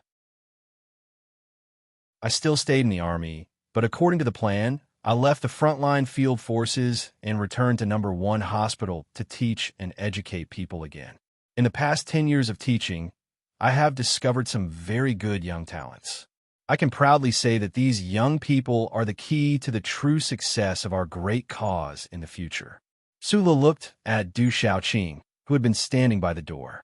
Du Xiaoqing remained silent. The sunglasses on the bridge of his nose reflected the light in the confidential room, clear and inexplicable. No, Du Xiaoqing entered the association and was able to accept our ideals. It had nothing to do with me. Li Jie-du said. Mr. Pabre personally convinced him. Sula knew what he should be feeling at this moment. The entire federal forces knew that Mr. President had never concealed his special appreciation and care for two people. Whether it was promotion or related complaints, everything went smoothly under Mr. President's personal care. These two people were Su Lu himself and teacher Du Xiaoqing. However, he had never thought about what kind of story was hidden behind this appreciation. This is a very simple story. I want to explain to you that our ideas may be a bit crazy, but we are pragmatists. We're doing these things step by step. President Pabre looked at him calmly and said, "Doing what? Continuous murder? Including those waitresses lying in pools of blood in the Linhai State Gymnasium? Including the little girl from the Zhong family who wasn't even 10 years old at the time?" Su Lu stared at the people behind the wall. There was not a trace of emotion on his face. "Don't forget, I was there at the time. I know what you did. I saw with my own eyes those ordinary people who didn't even know what happened to them die painfully. Mr. President, there is something that even now I still don't understand." He spoke particularly slowly and heavily. His brows were furrowed painfully. "At the time of the presidential election, Mo Cho was your partner and supporter behind the scenes. Why did you go and kill Tai Ziyuan? Why did you let so many people die?" Then he looked at the silent Du Xiaoqing and asked, "You said you were a soldier of the Federation, so you had to follow orders. I won't ask you what happened after that. However, when the Linhai State Gymnasium incident broke out, he wasn't the president of the Federation yet. He was only a member of parliament. Why was Shimanjin involved?" Teacher Du Xiaoqing, can you, in your Iron 7th Division, give an explanation? Du Xiaoqing was still silent. He didn't open his mouth to explain. "I will explain." Du Xiaoqing didn't know at the time. President Pabre looked at the loyal general beside him and continued. "As for the first question, the reason is actually very simple. The Tai family was the most powerful of the 7 families, but it was also the most difficult to see through. Successive governments couldn't even touch its core area. However, this former royal family had the biggest problem. That is, there were very few people. The fact that there was only one heir for several generations. Sometimes people couldn't help but think that maybe this was some kind of punishment and relief from the heavens for the former royal family. The most powerful Tai family of the 7 families was actually the most fragile Tai family. As long as that young man who was called the Crown Prince died, the Tai family would naturally be depressed until it disappeared. President Pabre narrowed his eyes slightly and said slowly, "As for the election that was going on at the time, I believe that the angry and desperate Lady Tai would continue to help me, no matter if it was to vent her emotions or to strike at the murderer she believed to be." He looked at Su Lu and said, "And this kind of help would spare no effort, regardless of the cost. This also meant that no matter what happened, I would win the presidential election. I always thought that you were a politician, not a politician." After a moment of silence, Su Lu said, "Only now do I know that the thing that constantly leaps and bounds in your chest is still the ambition of a politician. It's not ambition." The president didn't get angry. He explained patiently with a smile. "If it was only for this so-called ambition, then the things that happened afterwards wouldn't have happened. I am the president of the Federation. General Li Jiedu is the leader of the military. There is also teacher Xiaoqing, including the deceased Byron and those companions. The people in the tavern back then, as well as the new companions that joined later on, already stand at the pinnacle of the Federation's power. Without more power to pursue, what ambition can we have?" President Pabre looked at Su Lu and smiled. His voice was deep and resounding, and it was exceptionally moving. "If we really want to talk about ambition, then our ambition is very simple. It is to completely eliminate the 7 families from the social system of the Federation. There is a very interesting statistical fact. After the Federation and the Empire started the war, the first military academy's reputation and importance were pushed to its current position. The Trinity Association naturally appeared about 60 years ago, but it has several dozen members. In terms of probability, it is a bit strange. There are many members who didn't join our ranks. We didn't force them, and we didn't even make any major requests. I just want to remind you that none of these members have the background of one of the 7 families." So-called geniuses are nothing more than high intelligence, combined with hard work that ordinary people can't imagine. Those 7 families have long since infiltrated the Federation society and seized the majority of the top resources. Their children don't need to put in such hard work. The members of the Trinity Association all come from the bottom of society. They innately have the desire and motivation to change this society. President Pabre's expression was solemn. His voice was low and powerful. This system, jointly controlled by the 7 families and politicians, has lasted for 3,772 years since the Federation was established. It has lasted for more than 10,000 years since the collapse of the dynasty and the establishment of the Republic. This system has already become rigid and is in the process of decay. The best era? The worst era? No, the saddest thing is that if you look at the source of history, you'll find that all the eras are exactly the same. There's no progress, no development, just a quagmire where everyone is squeezed together and breathing with difficulty. Meanwhile, generation after generation of people with intelligence and creativity will gradually sink into this great quagmire and then die. In the past, there were people who tried to change all of this. For example, those governments that had already been forgotten by the people. For example, that president who was assassinated. Well, death is eternal in the end, the most frightening thing. So, those predecessors and the government were forced to make concessions before the blood and turmoil. A faint mocking smile appeared on President Pabre's face. Then, it quickly disappeared, turning into a sentence that smashed into the ground with a muffled sound. Because of historical reasons, the people of the past didn't find a way to directly confront those 7 families. Now, because of the opportunity of history, this method or power has already been firmly grasped in our hands. You're talking about the army, Sulu asked. President Pabre used silence instead of acknowledgement. In the history of the Federation, the army had always been a marginalized and extremely weak group. Because the Federation had no enemies in the universe, the politicians who had ideas always seemed to be so restrained when facing the 7 behemoths. However, because of the appearance of the people of the Empire, the Federal Army rapidly expanded and became powerful in the first few decades of the 37th constitutional calendar. Finally, it became a powerful force that could stand on the political stage independently. Sulu rubbed his forehead hard and couldn't speak for a long time. The people who controlled the Federation government were actually a group of staunch George Carlin activists. This world was too crazy. He seemed to see the terrifying scene of the Federation's major cities and enterprises being vigilantly guarded by armed soldiers in the future or a few years later. He tightly furrowed his brows. After a long silence, he said, "In Philadelphia, the old man once told me that he went to the Empire and returned to the Federation. He burned his life and every drop of blood to protect the existence of the Federation. It was because he firmly believed that the Federation was a better system than the Empire, and that the people who lived here were happier than the people of the Empire."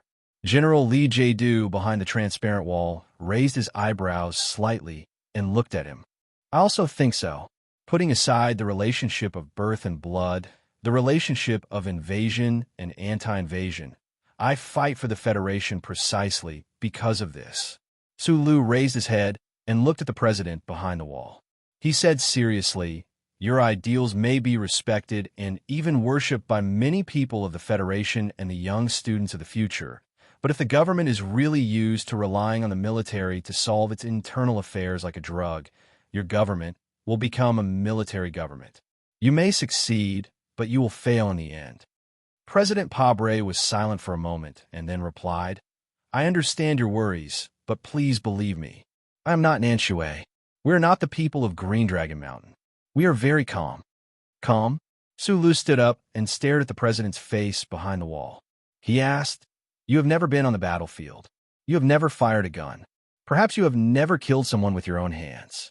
You don't know what it feels like to pull the trigger and see a living person's head explode like a watermelon in front of you, with brain matter and blood spraying onto your helmet at close range. You can ask Du Shaoqing if there is anyone who can maintain absolute calmness on the battlefield. When bullets are fired, when companions and enemies fall, calmness is just a very absurd word, as if it never existed. If the Federation is turned into a battlefield by you people, then there will only be what it should be on the battlefield, and that is slaughter. There may be danger, but it is controllable. President Pabre still displayed extremely terrifying patience and calmness. The most important point is that the government cannot make any concessions to those families right now. Don't worry that Madam the Back of the Mountain still has her absurd and outdated ideas. The West Woods Zhong family controls the military power and does not listen to orders. Those rotten old people are weak and myopic. They cannot see the true danger and are content with controlling everything. Your Group 7 once said, "Why do we have to fight?" Because the enemy is there. And now, the people of the Empire are there. These deformed and numb families are here. If we don't fight, the Federation, who is content with the status quo, will one day become the slaves of the Empire. Other than this, can you think of any other way? No, young man, Schiller once said that trash will never walk into a dustbin by itself. This was a famous quote from Schiller. Sula had heard Shi Qinghai say it in front of Chao Qiudao's grave. Later, Shi Qinghai rushed into the dustbin like Parliament Hill in order to clean up the trash and died in the square. Hearing the president say this now, he felt terrible, as if he had swallowed a fly. His face was a little pale, and he took 2 steps toward the wall in front of him. He lowered his voice and said angrily, "I don't like the term young man. This is the reason you killed Zhong, Sueho? Because the West Woods Zhong family did not listen to the Federation, because you want to gather your forces to fight against the Empire?" Su Lu stared at the president and the other 2 behind the transparent wall and said angrily, "But that guy's been fighting the Empire in the West Woods for more than 10 years. When the Tiger was fighting on the front line, what were you doing? General Li Jiedu, you used the pressure of the god of war Halo as an excuse to hide in the First Academy, to teach and cultivate the ambitious successor. Du Shaoqing, you were practicing. You repeated the practice day after day, cursing the student who was the real hero behind his back. And what about you, Mr. President? You kept on going to court to build your reputation, running for parliament, and making those touching but F***king useless speeches." Su Lu faced the transparent and cold wall and said with a hoarse voice, "You gave the ancient clock to the Empire's fleet, and you killed him. This is betrayal. This is betrayal."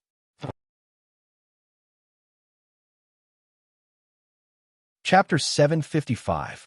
President Pabre, who was the most eloquent when he was a lawyer, whose speech was the most touching after he participated in politics, and who was still able to speak calmly and clearly at such a moment, finally quieted down for the first time after Su Li's question. Between his thick eyebrows and his exceptionally firm eyes, there was a faint trace of sadness. Was it because he would occasionally think of the fireworks in the Night Scorpion Nebula and feel guilty? Noticing the president's expression, Su Li's lips moved slightly. He wanted to say something, but in the end, he could only helplessly and sadly spread out his hands. He had heard the president mention that at the dinner at the official residence, the president and Zhong Sugu had a fierce argument at the dinner table. The 2 people had very different views on many things regarding the invasion of the empire. Zhong Sugu was wary of the Federation government's attempt to weaken the local military forces in the West Woods, and did not agree that the 4th Military Region should be the main force to attack the empire under the current circumstances. It was probably after this argument that President Pabre finally made up his mind. He officially put the conspiracy plan that had been in motion for a long time and was only waiting for approval on the stage with space as the backdrop. It turned out that it was a Last Supper. Su Lu stood alone on the other side of the transparent wall, his hands weakly spread out beside his body. When he killed Macklin and was locked up in the military prison of Qingcheng, the old man was still fishing in Philadelphia and had never seen him.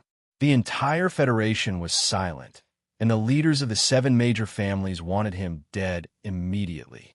Only the president and the Tiger in the West Woods clearly showed an attitude of protection, but in the end, Mr. President, do you still remember the speech at the Nebula Awards that year? After that, I specially came to look at it.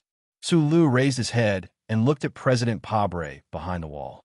He said softly, "At that time, regarding the Macklin incident, you once said a few words. When a person dies, it is not as good as when the light is extinguished. The light has light, and the place that it cannot illuminate is darkness. If you do something wrong, you must pay the price." Then you said, "Perhaps I'm not a mature politician, but I'm a devoted believer of the Federation's laws. If I die, you can dig up my grave and see what color it is. I have the same attitude towards certain dead people." Silence reigned in the room. Sulu paused for a moment before asking, "You're not dead yet, but it seems that we can ask you in advance. When you decided to sell the lives of Commander Zhong, his wife, and the soldiers on the Antique Bell to the Imperial Fleet, where was the law of the Federation that you respected? What color will your future grave be? If you did something wrong, shouldn't you pay the price?" President Pabre pursed his thick lips, his lower jaw showing a few deep hollows. After a long silence, he replied, "I admit that I have done some things that are beyond my limits. However, for the sake of this Federation, the price I will have to pay must be paid later.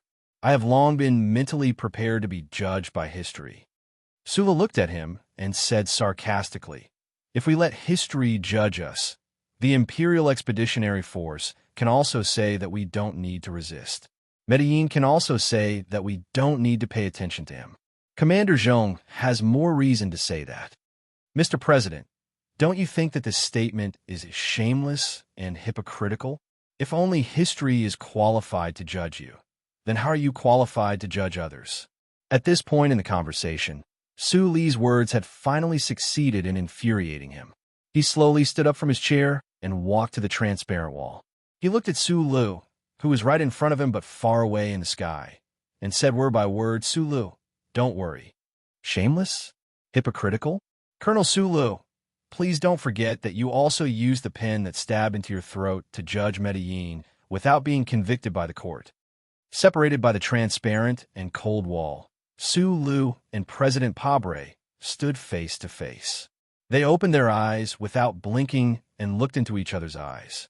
President Pabre pointed at Su Li's face and said with a sullen face, "Your experience should let you know better than most people that the law of the Federation can't perfectly protect the weak.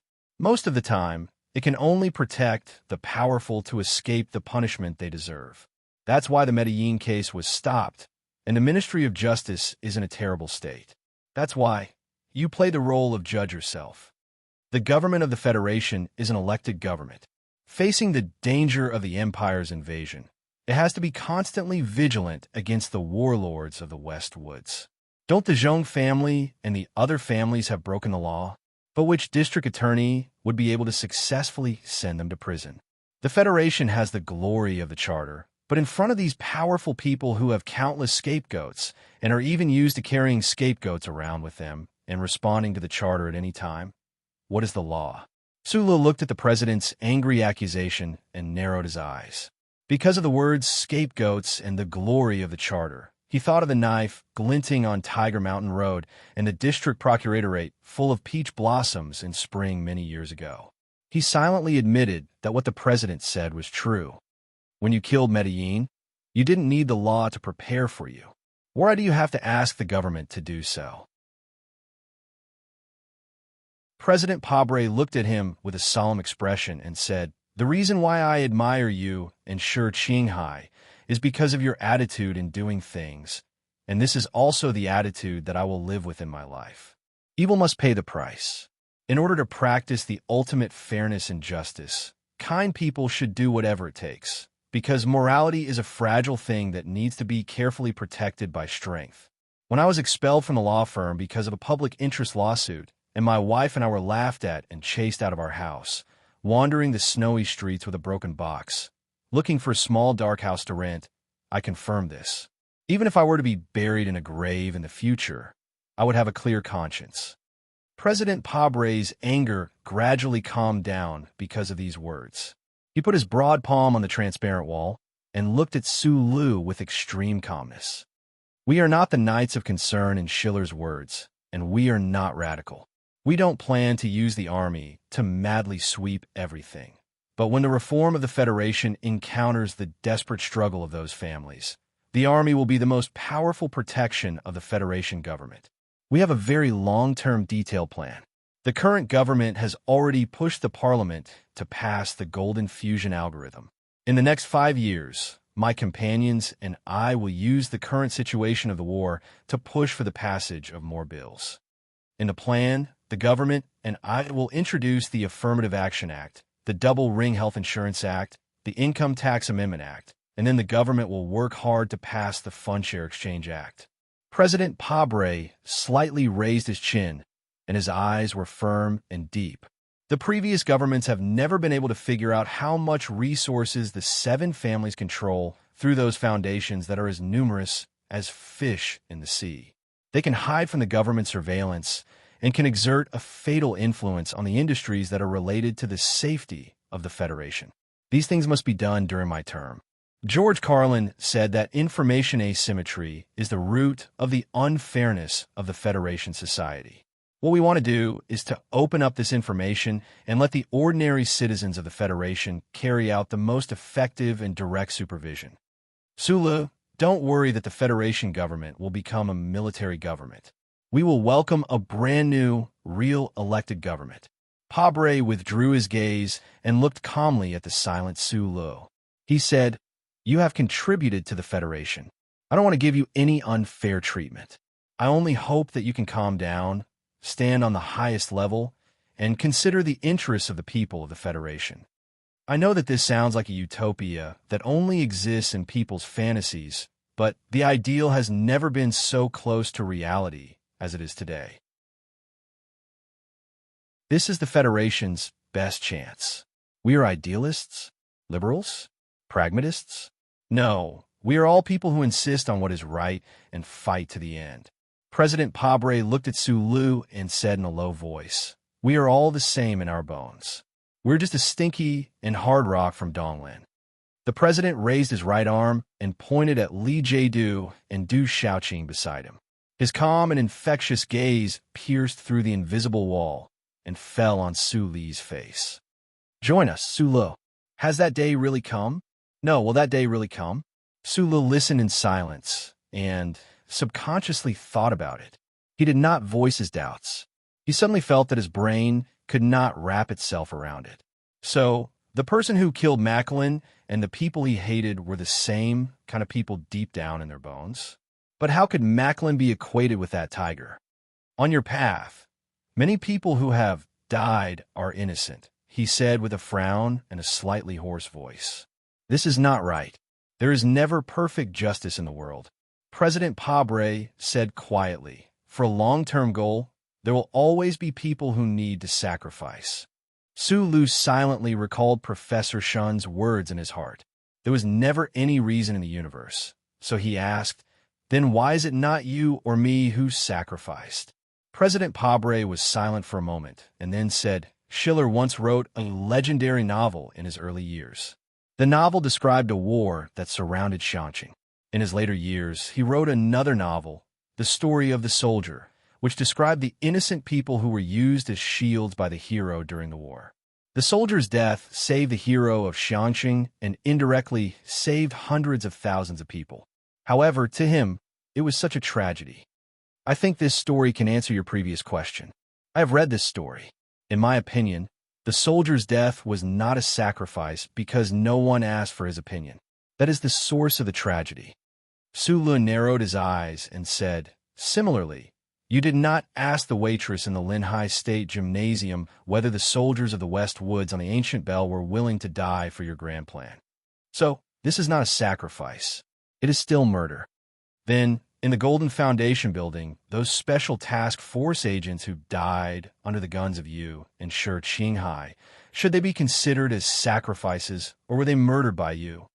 President Pabre's eyes suddenly became extremely sharp, and the pressure was enough to stare into Su Li's eyes. He asked in a deep voice, "If those innocent special task force agents can be sacrificed in your eyes, then why can't Zhong Su and the others be sacrificed for the Federation?" This was a very sharp and direct interrogation. Sulu narrowed his eyes and suddenly contracted his pupils. After a long silence, he tightly pursed his lips and looked up. He said, "A few years ago, on the Iron Tower, I once said to a girl that the justice that needs to be obtained by sacrificing innocent people is not justice. Then what is the difference between us and you? The difference is that sure, Qinghai and I have never had the subjective intention to harm innocent people, including those special task force agents in the Golden Foundation building. Maybe this sounds like sophistry to you, because whether there is subjective intention or not, the result is the same death.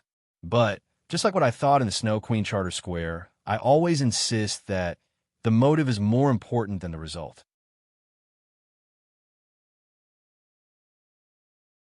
Chapter 756. Motives, Results, Fairness, and Justice. President Pabre frowned and stared into his eyes. "Before I decided to pardon you, Lady Tai wanted to kill you, the master of the Leaf family wanted to kill you, and even the two justices of the Supreme Court expressed their opposition. What do you think the Federation's fairness and justice was at that time? Mr. President, you are the most outstanding orator in the Federation. I don't expect to be able to convince you of anything. I only hope to be able to convince myself." After a pause, Sulu said, "I've already said too much tonight, even more than what I usually say in a month. Let's stop here for now." Although he stopped here, he still frowned and continued to speak. Looking at the people behind the transparent wall, he sighed emotionally. "I was prepared to get married, but it looks like I won't be able to in a short time. It's also possible that I won't be able to get married for the rest of my life. I'm really a bit disappointed." He looked at Li Jiedu and asked, "What would your father think? What would your son think if he did?" With a sliver of complicated emotion, he looked at President Pabre and asked, "Do you really know who George Carlin is?" It's easy to think of the meeting room in prison. He gently patted the transparent wall in front of him and said, "It's just that I can't be sure at the moment whether I'm the prisoner or you guys." In the end, Sulu said, "You can shoot now." The top-secret phone in the confidential room of the official residence rang. President Pabre picked up the receiver and listened silently. He could faintly hear words like second sequence. It looked like this call was from the Bureau of Proclamation. After hanging up the phone, President Pabre looked at Sulu quietly for a long time. Suddenly, he said, "I never wanted to execute you. The Federation government will arrest you as a fugitive and put you on trial." Back then, the Bureau of Proclamation and the West Woods military district's arrest in the West Woods never stopped. And you probably haven't forgotten the warrant for your arrest. Because of the appearance of the marshal, I haven't had time to issue an official pardon. Following the silent order, the special elite soldiers who had been silently waiting in the corridor on the second floor of the presidential residence for a long time began to move. In the shortest amount of time, they broke through the two wooden doors that had long been listed as cultural relics. There was a loud boom. The soldiers rushed in at high speed with high-powered firearms. Their fingers nervously pressed against the warm triggers, and the black muzzles did not leave Su Li's body for a moment. During this process, Sulu was surprisingly calm and didn't make any attempts to resist, because he knew that as long as he made any movement that would arouse the suspicion of these soldiers, they would definitely not hesitate to shoot at him. Perhaps the people behind the transparent wall were waiting for his resistance, because the Federation government needed a reason to execute him, so he couldn't give them a reason. Sulu silently raised his hands and allowed these elite Special Forces soldiers to rush in front of him. He twisted his arms and fastened the super-strong wrist restraints. His ankles were closed with heavy metal positioning valves. Then he was tied layer by layer to a special metal frame like S3 special product, Zongzi. The metal frame moved horizontally and vertically like a cross. The cold and thick frame pressed tightly against his spine. Because of the tight movements of the Special Forces soldiers, the part of his back that was in contact with the metal frame felt a cold pain, but it successfully made his posture appear even straighter, and his chin was raised even higher. After the two most careful confirmations, confirming that the super strong restraints on his wrists and the heavy metal positioning valves on his ankles were enough to prevent a real prehistoric monster from moving an inch. These elite Special Forces soldiers from the Capitol Garrison Guard 1st Division finally let out a sigh of relief, and the strange and tense atmosphere in the study of the official residence finally faded a little. The Federal Army was a place that respected the strong. Over the years, all the soldiers knew that the strongest of the younger generation in the Army were Su Lu and Li Feng. Especially after Su Lu launched a surprise attack on the Empire and returned safely, his reputation in the Army had become even more resounding. These elite Special Forces soldiers, who were usually incomparably proud and self-proclaimed, did not have any pride or confidence in front of Su Lu. They were full of vigilance and even reverence, nervous and worried that if he really did resist, how many people would die before this room truly quieted down. During the entire process, Su Lu did not resist or even take the initiative to make any moves. However, the nervous Special Forces soldiers did not fight back, but it was as if they had just experienced the most difficult battle. Their expressions were forced to remain calm, but their combat uniforms were already soaked. Before being pushed out of the severely damaged door of the study, Su Lu, who was tightly bound to the metal cross, narrowed his eyes and looked at the cup of jasmine tea on the table from the corner of his eyes. He asked the transparent wall, "Is this cup of tea poisoned?" After learning the details of Shi Qinghai's accident from Zhang Xiaoming last night, he had not drunk a single drop of liquid that was not processed by him. Therefore, he did not drink a single sip of this cup of jasmine tea. At this moment, he was very curious to know Mr. President's answer. President Pabre frowned, and a faint tiredness and disappointment appeared in his calm and deep eyes. He did not answer his question. Because of his silence, Su Li's slightly narrowed eyes also showed a faint tiredness and disappointment. The high-authority communication system on the desk continued to send out reports. Su Lu had been escorted out of the corridor, downstairs, and onto the lawn. He had been escorted into a specially modified armored vehicle and was then handed over to the Iron 7th Division stationed on the west side of the square. The transparent wall between the study and the confidential room of the president's official residence had been retracted back into the structure of the building. President Pabre, Li Jiedu, and Du Xiaoqing listened to the voice from the desk in silence. After a moment, Li Jiedu looked up and calmly looked at Mr. President's dark and tired face. "I know what you want to say." President Pabre frowned slightly and said, "This young man is not an ordinary person. He is the successor personally chosen by the general. He is a hero in the hearts of the people of the Federation. He is not an ordinary person. You can't just casually kill him." Li Jiedu frowned slightly and was about to raise his objection. President Pabre raised his hand to stop him and continued to explain in a deep voice, "If he dies like this, aren't you worried that the soldiers in the army will be suspicious and disheartened? And because of the Parliament Hill and Lake, those families have already begun to be wary of us. If Su Lu really dies, Lady Tai and the old people like Liyuan Palace will definitely use this as an excuse to do something that we don't want to see. The most important thing is..."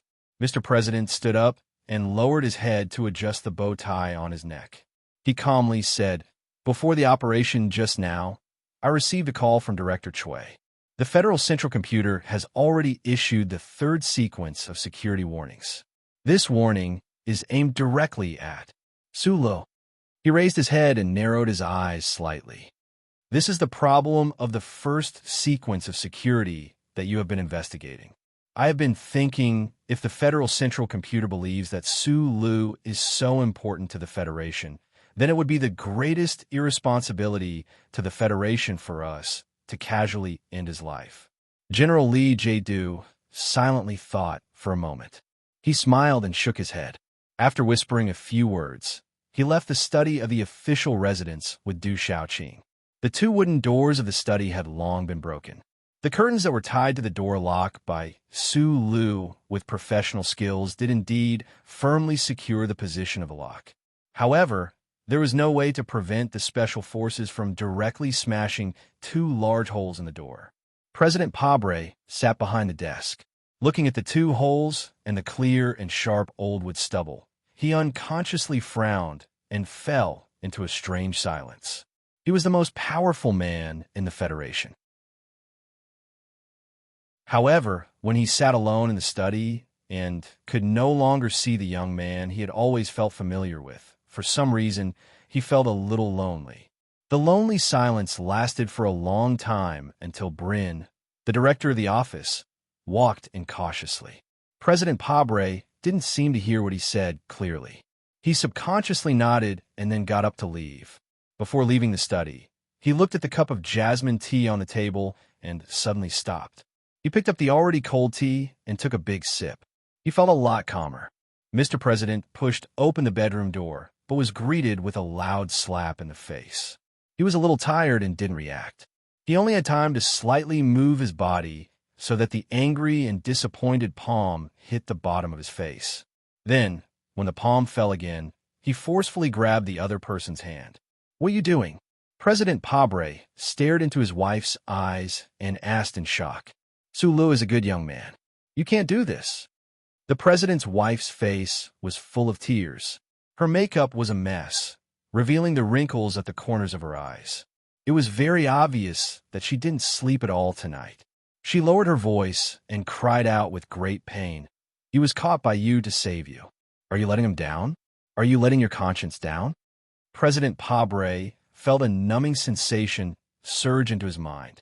He stared angrily into his wife's eyes and roared like an enraged lion. "You don't understand anything. You don't understand." "What don't I understand?" The president's wife angrily pulled back her hand and said sorrowfully, "You know Lee Jae-doo's personality. Back then, I cooked noodles for you every night. I also know his personality. He will definitely kill Sulu immediately. He will kill him immediately." President Pabre furrowed his brows tightly. His brows were like the Chinese character Sichuan, like a river with an unknown destination. He knew that his wife was telling the truth, and he didn't want to think about whether he was pretending not to know or tacitly admitting that this had happened. At this time, the president's wife didn't notice that their poor autistic daughter was staring at them from the door. Padil's light brown eyes were filled with sadness and disappointment. She was no longer innocent.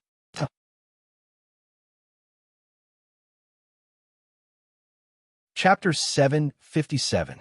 Lee Jae-doo and Du Xiaoqing walked out of the official residence and were greeted by several officers with solemn expressions. These officers were from several powerful forces near the capital special district. They shared a common trait with Du Xiaoqing, which was that they were young and sharp, with stars shining on their epaulets. The young generals saluted their teachers, their eyes burning with calmness. Although they knew that this spring night was not a real operation, there was no doubt that it was the prelude to a major change. They followed the great statesman in the official residence and had stepped onto the stage of history, so they would never leave before the curtain fell on their lives. After a brief conversation and briefing, the generals led their direct subordinates and quickly left. Only Lee Jae-doo and Du Xiaoqing were left on the lawn. After a short silence, General Lee Jae-doo frowned slightly. Looking at the street that had returned to normal, he said, "Actually, Mr. President's concerns were just reasons he found for himself. To kill or not to kill is just a matter of thought. Sometimes you don't need to think too much." Du Xiaoqing did not respond. He put on his sunglasses and remained silent. In fact, this night, he and his Iron 7th Division took on the most critical task of arresting Sulu. However, after entering the official residence, he did not say a word. Lee Jae-doo glanced at him and said with a smile, "It is indeed a very difficult decision to destroy the passionate, naive, and hot-blooded version of myself when I was young." The meaning of this sentence was obvious. In his opinion, President Pabre did not agree to execute Sulu immediately. It had nothing to do with the danger that those families might take advantage of the situation. It even had nothing to do with Su Lee's puzzling first-order authority in the charter. It was purely because of the emotions of the current him looking at the past him. No matter how experienced and calm a schemer was, There was a period when they were young where they were passionate, naive, and often hot-blooded and angry. President Pabre was like this. Then what about Lee Jae-do himself? Su-lu is an extremely dangerous person. Because of the issue of authority, he is even more dangerous than the evaluation of all the members of the association. In my opinion, he is even more dangerous than the hidden forces of the seven families, because his danger is too direct. General Lee Jae-do continued expressionlessly. Our cause cannot bear this kind of risk. In the face of simple and direct violence, we cannot retreat in the slightest. Du Xiaoqing, take care of this matter. He looked at Du Xiaoqing and said, don't think too much about the impact. As long as we leave the area of the president's official residence and the square, we can find a suitable reason for any accidental death. The sunglasses on Du Xiaoqing's nose reflected the dim light of the official residence in the spring night. After a moment of silence, he said, I need an order from Mr. President. We are soldiers. We have the right to make decisions on the battlefield. And as long as Su-lu is there, it is usually a battlefield. Lee Jae-do's calm and oppressive gaze directly pierced through the lens of his sunglasses and fell on Du Xiaoqing's eyes. He continued, killing a hero of the Federation who is deeply loved by the people is a crime that is destined to be written in history. If you insist that the president give the order directly, then it is equivalent to you convicting him in advance. Du Xiaoqing was silent for a moment, then saluted and said, I will definitely complete the mission. The troops that came in armored vehicles left in armored vehicles. There were more than 10 members of Group 7 who could not escape at all. Charter Square, which was filled with a tense and solemn atmosphere before, almost instantly returned to silence and desolation. At the entrance of the buildings along the street, several second lieutenants were smiling and explaining something to the residents, telling them the good news of the end of the anti-terrorism exercise. At the same time, they handed over the gift packages specially prepared by the Ministry of National Defense. The residents expressed their magnanimity for disturbing their dreams. Occasionally, green leaves fell and rolled on the street, and a few lonely stars hung in the night sky. Under the dim starlight, the bronze statue of the Group of 5 and the statue of the military god looked at each other without saying a word. The spring night was like yesterday, and the night wind was as usual. The troops that participated in this secret military operation quickly left Charter Square and went through the reserve military ramp, passing through the civilian buildings on the ground, and sometimes crossing the half-elevated Bering Bridge as quietly as possible to the camp in the suburbs. A convoy drove from the president's residence, just past the Ministry of Finance building, and drove out of Charter Square. All the armored vehicles had been specially modified, all the remote control chips were removed, and even the most important control valves were adjusted to manual operation priority. A first lieutenant of the Iron 7th Division looked at the small-eyed man who was tied to the cross-alloy frame at the bottom of the dark armored vehicle and suppressed the shock and confusion in his heart. He tightly held the high-powered, short-barreled gun in his hand and silently thought, is it because of this guy that the Army carried out these modifications in advance? The soldiers of the Federation all knew how amazing this guy was, and his research on the mechanical electronic control system was to the extreme. But why did the superior order to remove the remote control system? Was he really so amazing that he could use these things to escape the escort of hundreds of elite soldiers? Not to mention that his hands and feet were already equipped with super strong magnetic shackles. No matter how powerful he was, he should be desperate now, right? He actually smiled. That guy actually smiled. So scary. The first lieutenant opened his eyes wide and looked at the guy at the bottom of the armored vehicle in disbelief. He subconsciously raised the gun in his hand and pointed it at the guy's head. Almost at the same time, the specially selected elites of the Iron 7th Division were collectively shocked by that inexplicable smile, and their pupils shrank, and they raised the guns in their hands. Su-lu, whose body was tightly bound by the new technology of the Federation, was leaning against the cross-alloy frame. At this moment, he couldn't even move a finger. Fortunately, the enemies weren't violent enough to control his facial nerves, so he could still grin revealing his neat and white teeth, and smile until his eyes were squinted. No one knew what time it was. In a corner of the base of the Federation's 1st Military District, located in the suburbs of the capital, a very strange scene appeared. The heavy alloy door of the armory slowly opened, and more than 10 of the most advanced black MX mechas of the Federation activated together. They slowly drove out in the middle of the night, exuding an extremely austere aura. After the Iron 7th Division returned from the front lines of the Empire, they didn't return to S3. Instead, they stayed in S1. As a result, this base became the temporary base of this invincible and iron-blooded division. As one of the first 2 full mecha divisions of the Federation, hundreds of military mechas silently parked in the empty warehouse like metal statues. They hadn't made a sound for many days until today. The officer of the logistics department of the division looked at the black MX mechas that disappeared into the night like ghosts. He couldn't help but frown and shake his head. He lowered his head and quickly sketched out the relevant procedures with a digital pen. His heart was filled with countless questions and shock, but because of the strict military discipline, he didn't dare to ask. Tonight, the Iron 7th Division seemed to be carrying out a secret military mission. They had continuously mobilized a large number of armored troops and military mechas. The problem was this wasn't the front lines, but the Capital Special District. What kind of mission would require such a large amount of firepower? The military MX mechas, glowing with a black metallic luster, drove out of the base in low impedance mode. They drove along the special military road to the city where the lights were still flashing and gradually disappeared into the darkness of the night. At this moment, the high-grade light absorption paint developed by the Nutshell Engineering Department painted these tall and heavy mechas with a layer of ghostly feeling.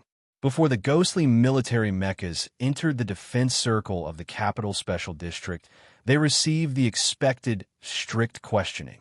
Since the assassination at the Linhai State Gymnasium, the Thermal Start Band monitoring network of mecha spread all over the major cities of the Federation had already captured the silhouettes of these military mechas. However, the Department of National Defense, in charge of the military mecha's location monitoring, only received a brief explanation from the other party after sending out the strict questioning. Secret military mission. The nervous and shocked officials of the Department of National Defense were preparing to order the standby Federation fighter jets to immediately take off to intercept them when they once again received an electronic document from the Black MX mechas. This electronic document proved that these Black MX mechas had the highest level of authority from the Federation government and the military. No department, including the Department of National Defense, had the right to stop them from entering the city that was still lit in the middle of the night, but was still sleeping soundly. The armored fleet moved relatively slowly, gradually increasing the distance between them and the troops in front. Not long after they drove out of the Charter Square area, an order was passed through the encrypted command system to the armored vehicle in the middle. After the first lieutenant received the order, he raised his head and glanced at Su Lu with a complicated expression. Unable to completely hide the shock in his heart, the right hand that held the gun silently slipped his index finger into the trigger holster. He couldn't understand this unbelievable order. The officer tied to the alloy frame was a hero of the Federation with outstanding military achievements, the successor personally chosen by the war god, the role model and idol in the hearts of countless Federation soldiers. But in the end, he was going to be executed by himself on the spot. As an officer of the Iron 7th Division, he had executed many incomprehensible orders on the battlefield. Later on, facts continuously proved that this approach was correct. Not to mention, the order he received tonight was directly from his commander. The first lieutenant and his companions looked at each other and saw the shock and uneasiness in each other's eyes. The Iron 7th Division had always been known for its strict discipline. From the commander, Du Shaoqing, to the most common logistician, they had the strictest self-requirements on the battlefield. They were cold, proud, stubborn, and strong. To be able to make an officer of the Iron 7th Division feel shocked, uneasy, and even confused when facing an order from a superior. As the target of execution, Sulu should feel very comforted. Colonel Sulu, I'm sorry. The first lieutenant swallowed hard and looked at the bottom of the car. He raised the gun in his hand and aimed it at the person tied to the cross.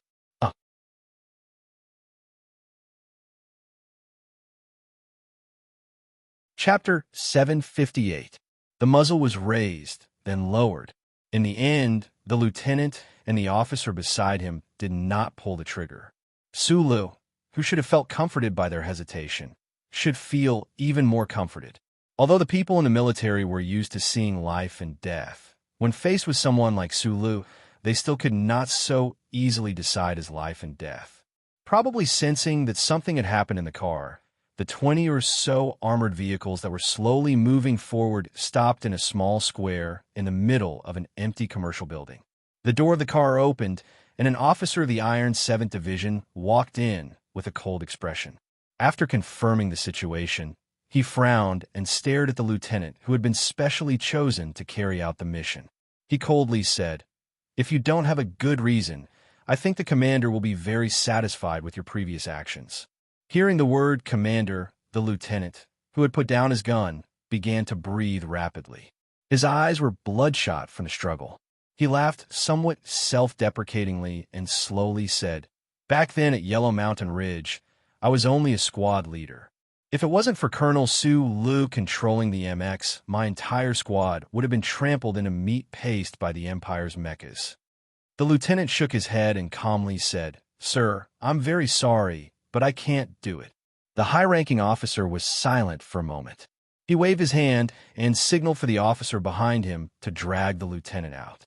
After a moment of silence, he suddenly raised his head and looked at Sulu with a cold gaze. "Instructor, we are soldiers. We have to obey the orders of our superiors. Please understand." Hearing the term instructor, Sulu narrowed his eyes and looked over. In the dim light, he clearly saw the officer's face. He was relieved. This person was not Zhou Yu, but the officer with the surname Chong, whose right leg he had smashed on the field back then. "This is just a small interlude." Major Chong looked at him mockingly. "You don't need to be too surprised. No matter what, there will be someone who will send you to that dark world.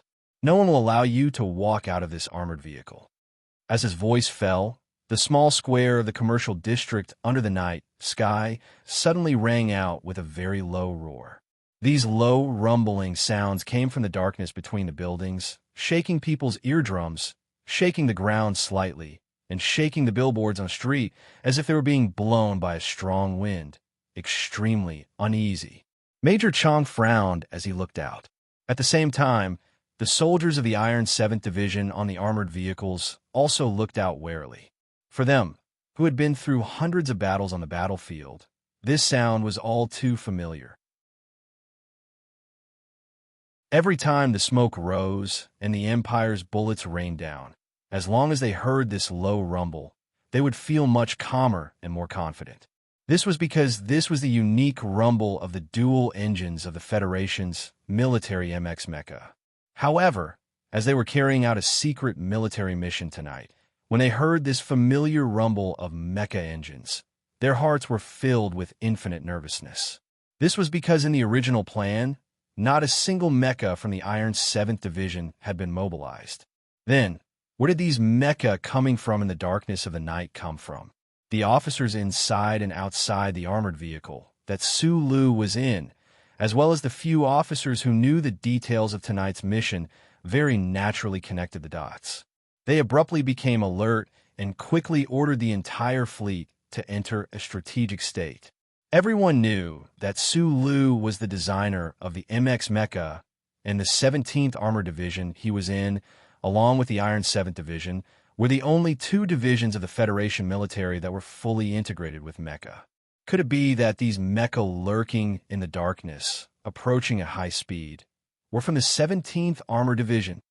More than 10 completely black military MX mecha suddenly appeared from the darkness of the night like specters.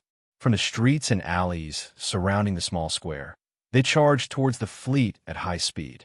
The group of black mecha that had already transformed into their human forms were silent and solemn, instantly transforming from specters into invincible steel giants.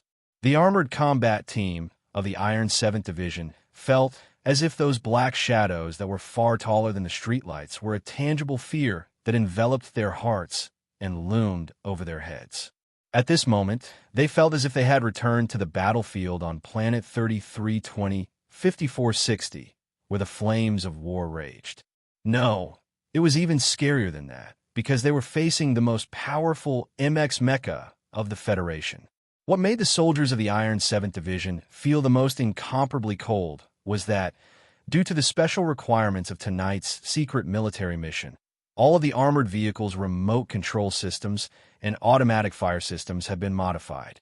In this extremely short period of time, there was no way they could make an effective response at all. Identity confirmed. Identity confirmed. The communications officer of the armored combat team shouted at the mecha charging at them at high speed through the system. At the same time, he quickly activated the battlefield identification system. Major Chong solemnly stared at the command terminal on his wrist. After a few seconds, his expression suddenly relaxed. The Black MX mecha still didn't slow down their charging speed, nor did they respond to the call of the Iron 7th Division. However, the MX mecha quickly transmitted a series of codes into the identification system. Every division of the Federation had their own unique battlefield codes. According to the chaotic operation mode developed by the Federal Academy of Science, the codes were automatically updated 24 hours a day. This kind of top-secret code could only be fully matched by the people of the division. Even the high-ranking departments of the Department of National Defense couldn't copy this code before the complete battlefield system was activated. Major Chong was very sure that this group of black mecha that had appeared out of the darkness was the mecha of the Iron 7 Division. He immediately ordered all the combat personnel to stop attacking to prevent the absurd scene of them fighting each other. Thick confusion and doubt surged into his mind. When had the division sent a group of black mecha over? Why did the pilots not respond to his own shouts in the system? Most importantly, what were they here for? From the corner of his eye, he saw Su Lu tied to an alloy frame in the dark corner of the armored vehicle. Major Chong vaguely guessed the answer. He couldn't help but frown. Could the division use this kind of method to hide it from the Department of National Defense and the 17th Division? What kind of person was Instructor Su Lu? Why did they mobilize so many mecha to kill him? At that time, the situation had changed so quickly that no one had time to keep up with it. Naturally, there was no time to think. Less than 3 seconds after the Iron 7 Division's armored vehicles received the order not to shoot, more than 10 black MXs from the surrounding streets rushed into the small square where the armored vehicles were located. The black mecha at the front raised its heavy mechanical arm without hesitation and smashed it down viciously at one of the armored vehicles. With a loud boom, the soft tracks of the armored vehicle were shattered into pieces. Smoke and dust shot out from the bottom of the vehicle as if it was about to fly. In fact, after being struck by the black mecha, the sturdy cabin of the armored vehicle was suddenly flattened and then stubbornly sprang up from the ground. It really did look like a small spaceship that was about to take off. The officers of the Iron 7th Division in the armored vehicle were knocked out of the cabin. Their bodies were bruised all over. Although there were no fatal injuries, they were still a little dazed by the terrifying attack. Especially Major Chong, who was sent flying by the shock wave to the side of the street next to a trash can. He stared in shock at the tall black mecha not far in front of him. He thought to himself that even if it was an act to hide from the investigation, these mecha were too dangerous. Under the heavy blow of the black mecha's mechanical arm, although the sturdy armored vehicle was severely deformed, it surprisingly didn't fall apart. Only the most fragile part of the armor at the top of the vehicle was torn apart by the tremendous force. With a second heavy blow from the black mecha, the crack was directly torn apart. The deformed armor plate flew miserably far away and landed heavily on the street with a muffled thud. Su Lu, who was tied tightly to the metal frame, fell heavily and landed on the ground. There was a bloody cut on the side of his face. Suddenly, he found that the armor plate on top of his head had disappeared. He couldn't help but squint. the sparse stars in the night sky. He hadn't seen them for only a few hours, but it felt like centuries had passed.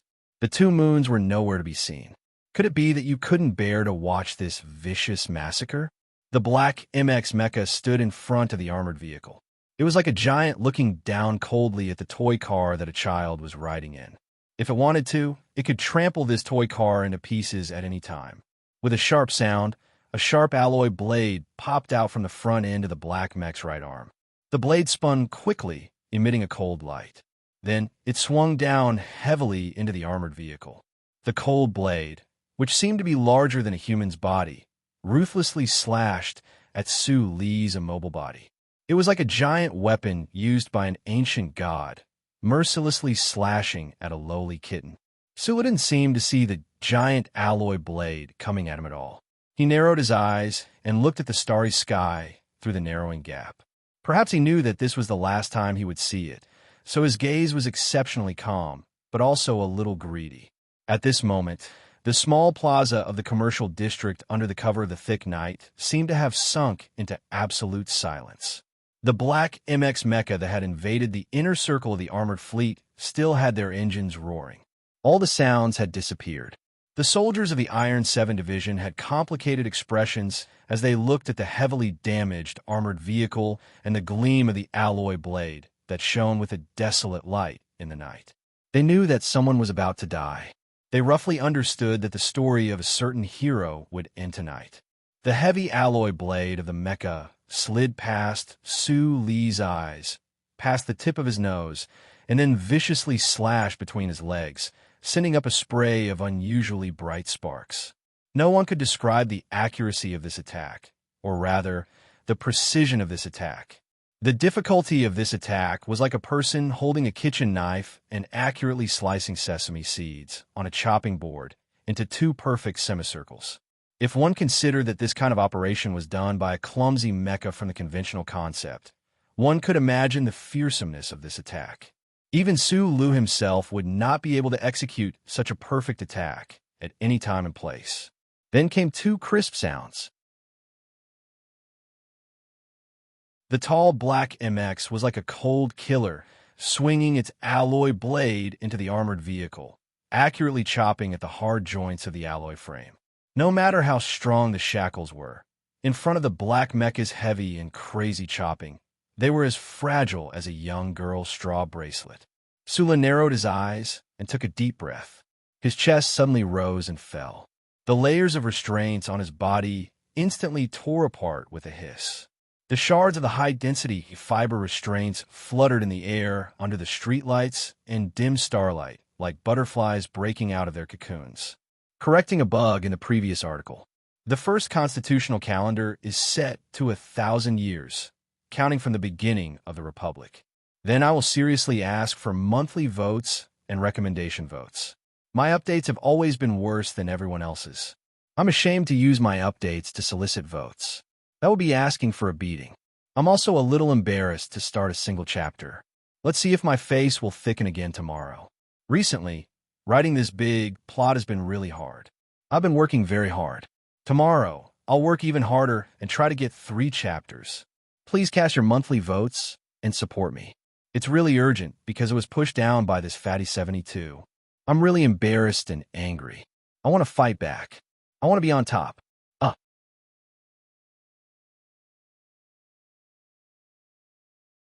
Chapter 759. Sulu stood up like a butterfly breaking out of its cocoon. Of course, he didn't have that kind of slender beauty. The broken shackles and alloy frame only gave him a sense of valiance.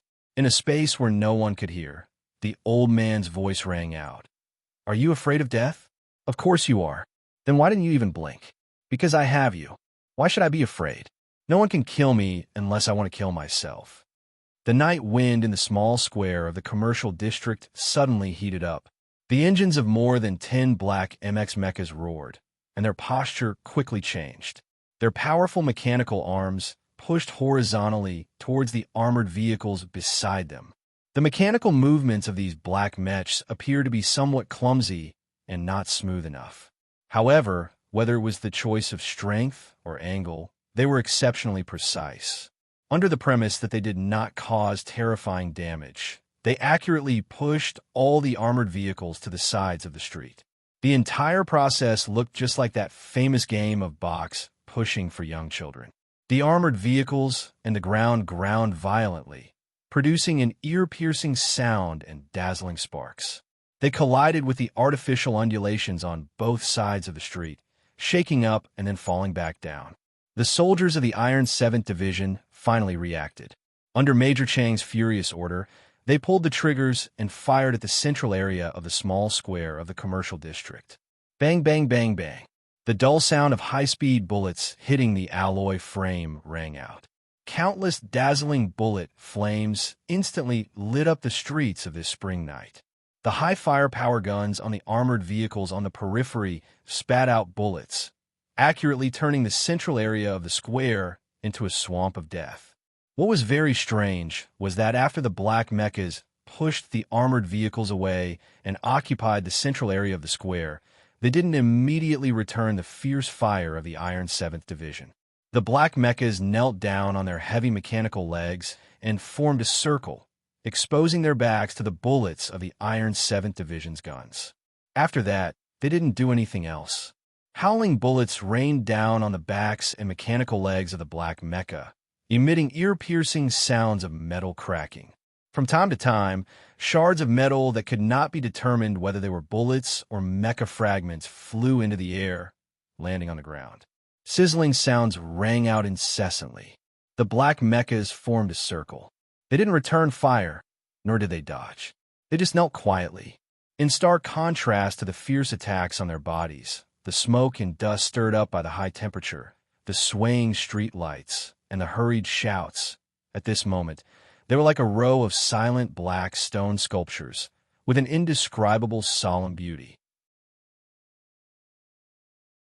What the soldiers of the Iron 7th Division, who were fiercely firing at them, couldn't see was that the black mechas, in a half-kneeling circle, perfectly used this angle to block all the bullets coming from all directions. Meanwhile, on the side facing the damaged, armored vehicle in the center of the circle, the cockpits of all the mechas were slowly opening. Facing Su Lu, who had just climbed out of the hole in the roof of the armored vehicle, it was like countless thrones opening at the same time to welcome the return of the king. He stood on the armored vehicle, looking at the black mechas in front of him, listening to the rapid and terrifying gunshots outside. Without any hesitation, he channeled strength into his legs and jumped up onto the platform on the left side of the mecha. Like a light puff of smoke, he jumped up again and stepped directly onto the open cockpit door of the black mecha. For Su Lu, the MX mecha was as familiar as the child he had raised. He knew that he wouldn't make a mistake, and he also knew that as long as he entered the mecha, he would have absolute safety. The so-called strong confidence of having a mecha in hand had never diminished in the slightest. However, when his right foot stepped onto the thick cockpit door of the mecha, his body couldn't help but stiffen, because there was someone inside the mecha. A pilot belonging to the Iron 7th Division was looking at him with a pale face. His left hand was pressing a button tightly, and his right hand was quickly reaching for the pistol at his waist. There was a trace of despair in his eyes. This was a diligent and studious pilot. Tonight, he was familiarizing himself with the third close combat plan of the MX mecha in the warehouse. However, while he was immersed in the teaching materials written by a beady-eyed officer back in the training base, the mecha that should have been quietly waiting for orders suddenly moved. The baffled pilot immediately tried to order the MX mecha on him to stop, but he was horrified to find that all his operations had failed. Then, he was even more horrified to find that he had no way of communicating with the outside world. He couldn't even turn on the external speakers of the mecha to warn those unaware logistics officers and soldiers. He widened his eyes and looked at his own mecha with confusion and unease. Along with more black MXs, they easily drove out of the warehouse, drove out of the base, and drove along the military road towards the city. He felt this strange atmosphere, but he couldn't do anything. The mecha entered the city, sneaked into the night, and then suddenly launched an attack. This pilot recognized that the armored vehicle unit in front of him was his division's unit. He screamed in panic, wanting to warn the commander of the unit, but he couldn't make his voice travel out of the mecha. He stood up and slammed the heavy cabin door with all his might in panic and anger, but he could only receive a futile and hopeless result. He watched the attack happen with his own eyes. He watched this black MX mecha that was no longer under his control. It was as if it suddenly had its own soul and began to attack on its own. The pilot's face was pale, and his entire body was drenched in cold sweat. The mecha endured the fierce firepower attack. The muffled sounds were like that of a rainstorm that could be heard in the wooden house. The pilot's breathing quickened as he looked at the open cabin door. He looked at the man who had suddenly appeared in front of him. With his strong will, he controlled his crazy and uncontrollable mental tendencies. His right hand quickly reached for the pistol at his waist, and, at the same time, he prepared to press the trembling, self-destruct button. In that instant, when he saw the pale-faced pilot in the cockpit, Sulu could think of countless ways to kill the other, enter the cockpit, and truly take control of this MX. He even had the confidence that even if this pilot pressed the self-destruct button before he died, he would still have the confidence to escape. The self-destruct program was the outermost program within a mecha's sealed internal system. Under the premise of manual operation, all automatic systems would not be able to stop it. Even that great existence that existed like a ghost among these 10 black mecha would not be able to do this. Should he take a risk and gamble? He wouldn't die anyway. In this short moment, perhaps Sulu thought of many things, or perhaps he didn't think of anything at all. He just acted according to his own instincts. He suddenly flipped backwards and directly jumped down from the cockpit door. Almost at the same time his feet stepped onto the hard surface of the road. The black mecha on both sides swung their heavy mechanical arms at the same time, slamming them hard into the ground within 2 meters of where he landed. The mechanical arms collided violently with the road, causing dust and gravel to fill the air. In an instant, it actually suppressed the violent sounds of gunfire behind him. The hard surface of the road cracked and then collapsed. The soldiers of the Iron 7th Division on both sides of the street charged forward fearlessly. They knew very well what kind of terrible consequences it would bring if they let Sulu escape, so they didn't care about the terrifying power of the 10 black mecha at all. Almost suicidally, they carried their guns and passed through the metal tree-like mechanical legs to rush to the center of the small square. They mercilessly opened fire at the smoke that filled the air. After who knew how long, the muffled and loud gunshots finally stopped. The soldiers of the Iron 7th Division held their guns tightly, nervously waiting for the moment when the smoke dissipated. The road had collapsed, revealing a hole big enough for 2 people to pass through. However, a heavy black MX mecha had fallen down at some point, using its heavy body to press down on the hole until only a small gap was left. It looked like a brave soldier on the battlefield using his chest to block the enemy's bullet hole, and it also blocked the path of the Iron 7th Division to chase after Sulu. Major Chong looked at the hole with a pale face, quietly calling for mecha support. Then he couldn't help but look up at the black metal statue-like mecha above him. He suddenly felt very cold. In the quiet underground sewer pipe of the Capital Special District, the self-sensor system accurately detected the entry of a large warm object and automatically turned on the dim lights. As the lights turned on and off, a Federation officer could be seen silently walking forward. A mouse quickly ran past his feet. Probably because it had not seen a human for many years, the most stubborn mammal in the world did not show any fear. Sulu, who had just escaped danger, didn't have any lingering fear in his eyes. He looked at the road in front of him. His footsteps were extraordinarily steady. Sometimes, he would subconsciously touch the metal bracelet on his left hand. The underground pipelines of the metropolis were no stranger to Sulu. Last year on the Empire's Tianjing planet, he had relied on the highway system of the Mouse Kingdom to successfully escape Huai Caoshi's pursuit. However, at that time, he had to rely on the electronic map in his bracelet to locate his position. Now, in the Federation, he only needed to look at the extremely accurate and real-time map display in his left eye. There's someone in that mecha. Is it because from the beginning, You didn't want to give me an undamaged mecha because it might cause me to kill other humans? After walking silently for an unknown amount of time, he suddenly asked in a low voice. His voice reverberated in the quiet and empty space, becoming somewhat unclear. The Federal Central Computer, whose computing speed was praised to be comparable to the length of light, seemed to find this question a little troublesome. After pausing for about 2 seconds, it replied in his mind, I can't confirm that this is a programming error. In fact, you can kill him and take that mecha. Yes, I can kill him, Su Lu repeated in a somewhat mechanical manner. But you didn't do that. The old thing's voice suddenly seemed to carry a trace of sympathy and comfort. Is it because of what Mr. President said tonight that made you feel something? Sulu was silent for a long time before saying, maybe it's because I'm not the creator. Maybe I don't have the right to decide the life and death of others.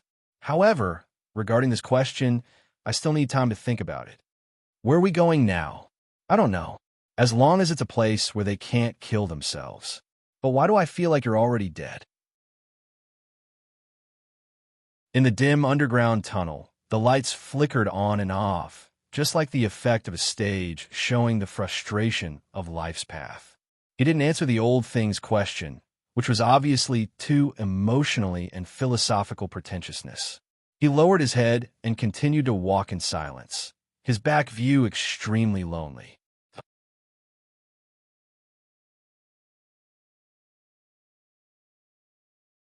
Chapter 760. He didn't know how long he had been walking. Judging from the time, it was probably from the night to the morning. Sulu seemed to have finished some kind of venting. He directly sat on the cold and wet ground of the underground passage with his feet hanging by the sewer. Just like on a battlefield, he sat on the side of the cockpit door that was suspended a few meters in the air.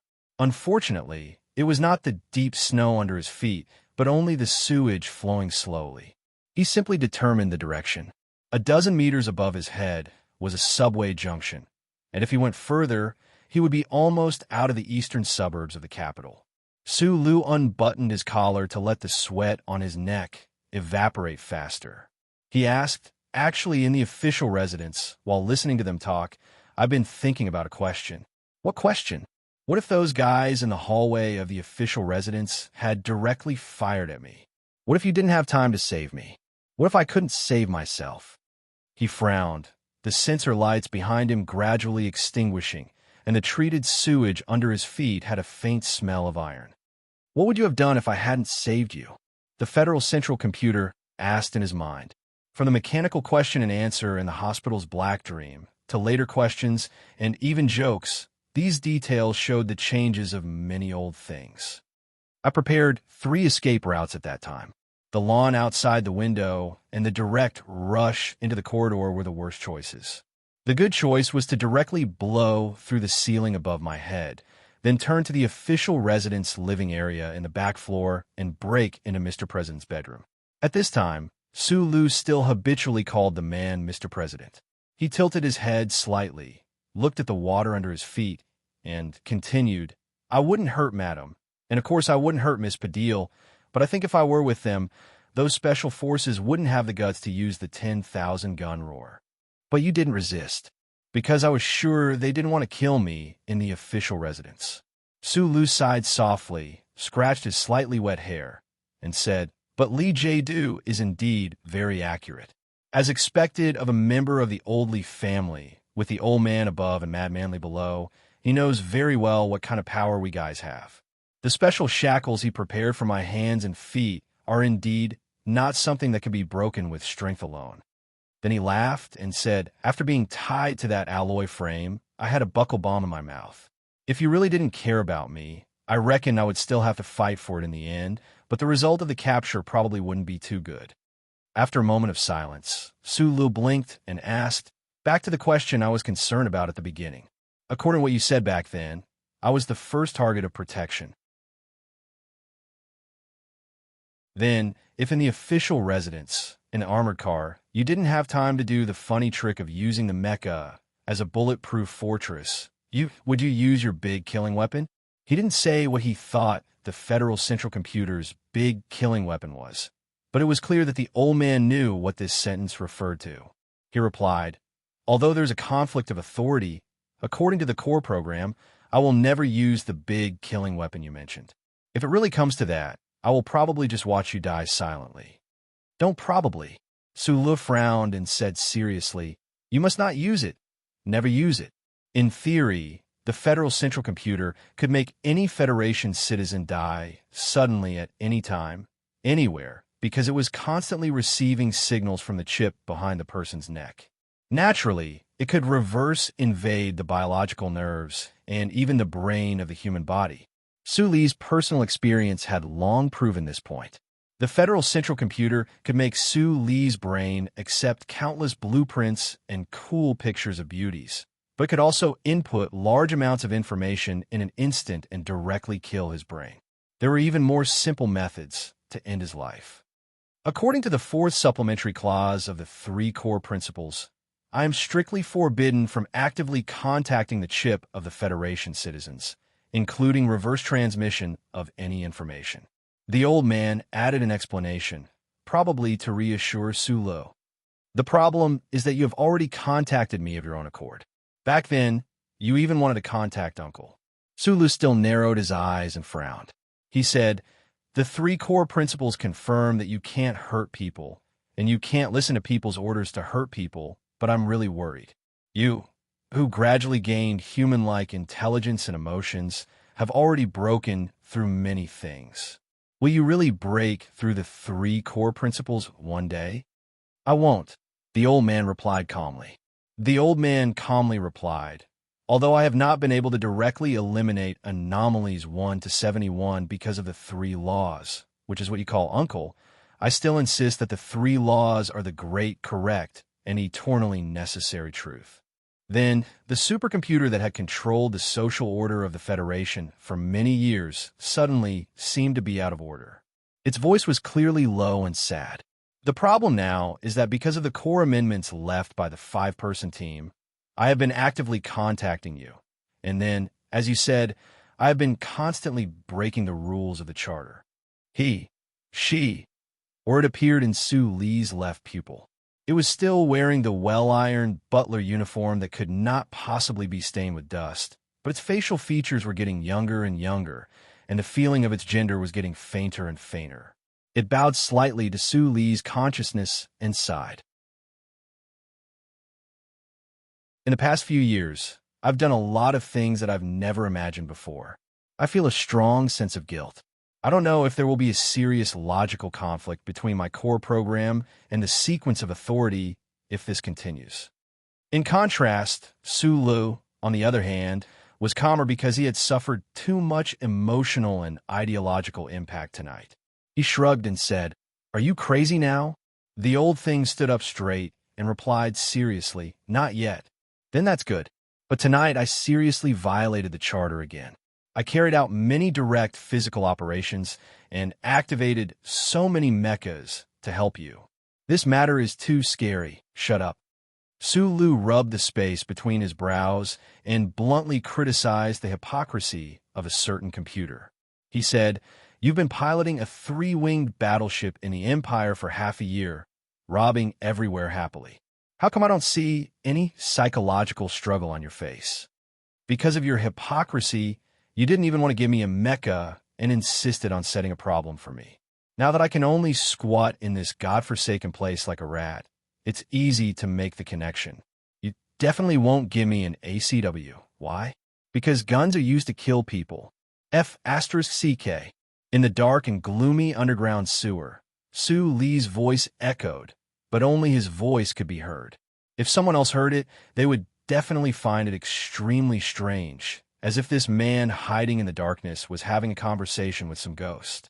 In his mind, the Federal Central Computer suddenly asked, "Sulu, are you preparing to declare war on the Federation government?" Sulu could not give an answer. He lowered his head sadly and stared at the military boots hanging above the dirty water. His voice was slightly hoarse as he replied, "Just take it that I'm afraid of death. Last year, you once said that you were not a moralist. Now, you admit that you are afraid of death. Then, as a computer, I cannot understand your logic. Why did you just ask me to never use the ultimate weapon you spoke of? You clearly know that if I use the ultimate weapon, you will be the strongest man in this part of the universe. Firstly, you don't know how to use it, so this is nonsense.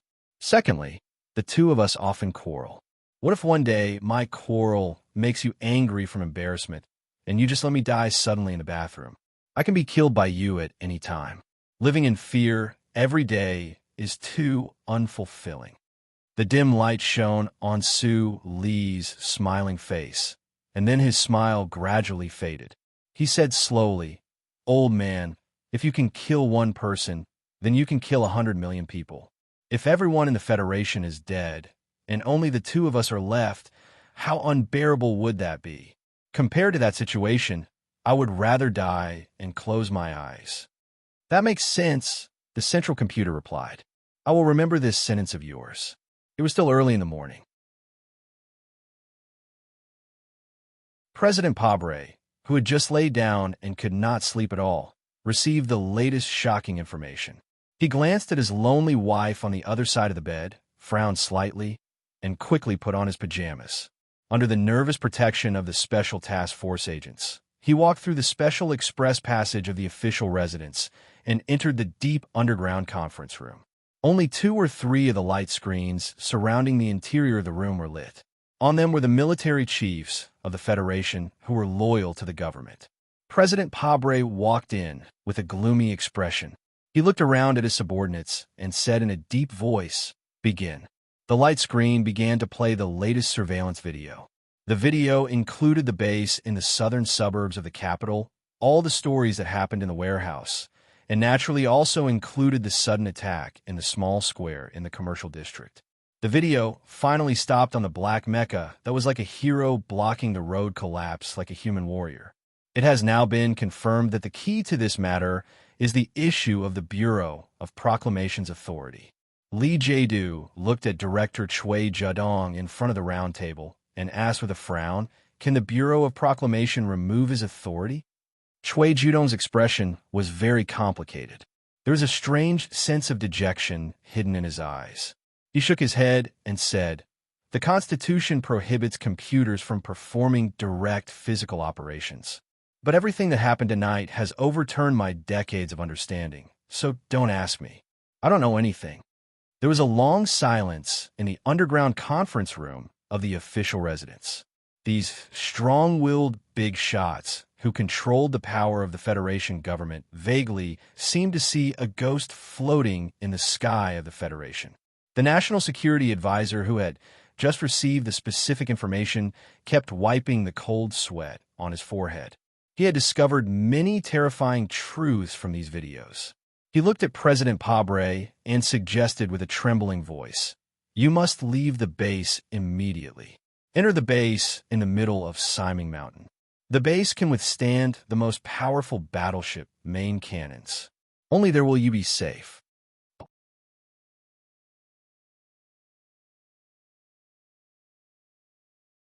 Chapter 761. The Great President of the Federation, entrusted with the responsibility of managing 3 large regions, nearly 10 administrative systems, and the tens of billions of citizens on hundreds of mineral planets, the highest authority to command millions of federal forces, was frightened into hiding by 2 simple videos into a hidden base in the belly of Siming Mountain. For the government officials in the conference room, the National Security Advisor's suggestion was without a doubt a resounding slap to their faces.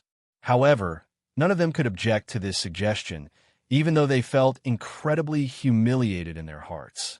Because when they saw those black MX mechas on the screen, charging out of the darkness like ghosts without anyone controlling them and smashing into the armored vehicles, they felt an unprecedented shock and fear. As people of the Federation who had been bathed in the glory of the Charter since childhood, they could not understand the strange authority relationship between the central mainframe and Sulu. They did not even know the operating procedures of the central mainframe, but they knew very well how the Federation relied on the Charter network. Now, what they relied on the most seemed to have become the most powerful weapon of the enemy. So how could they not feel uneasy? President Pabre looked at the last shot on the screen and frowned slightly. He shook his head and rejected this suggestion.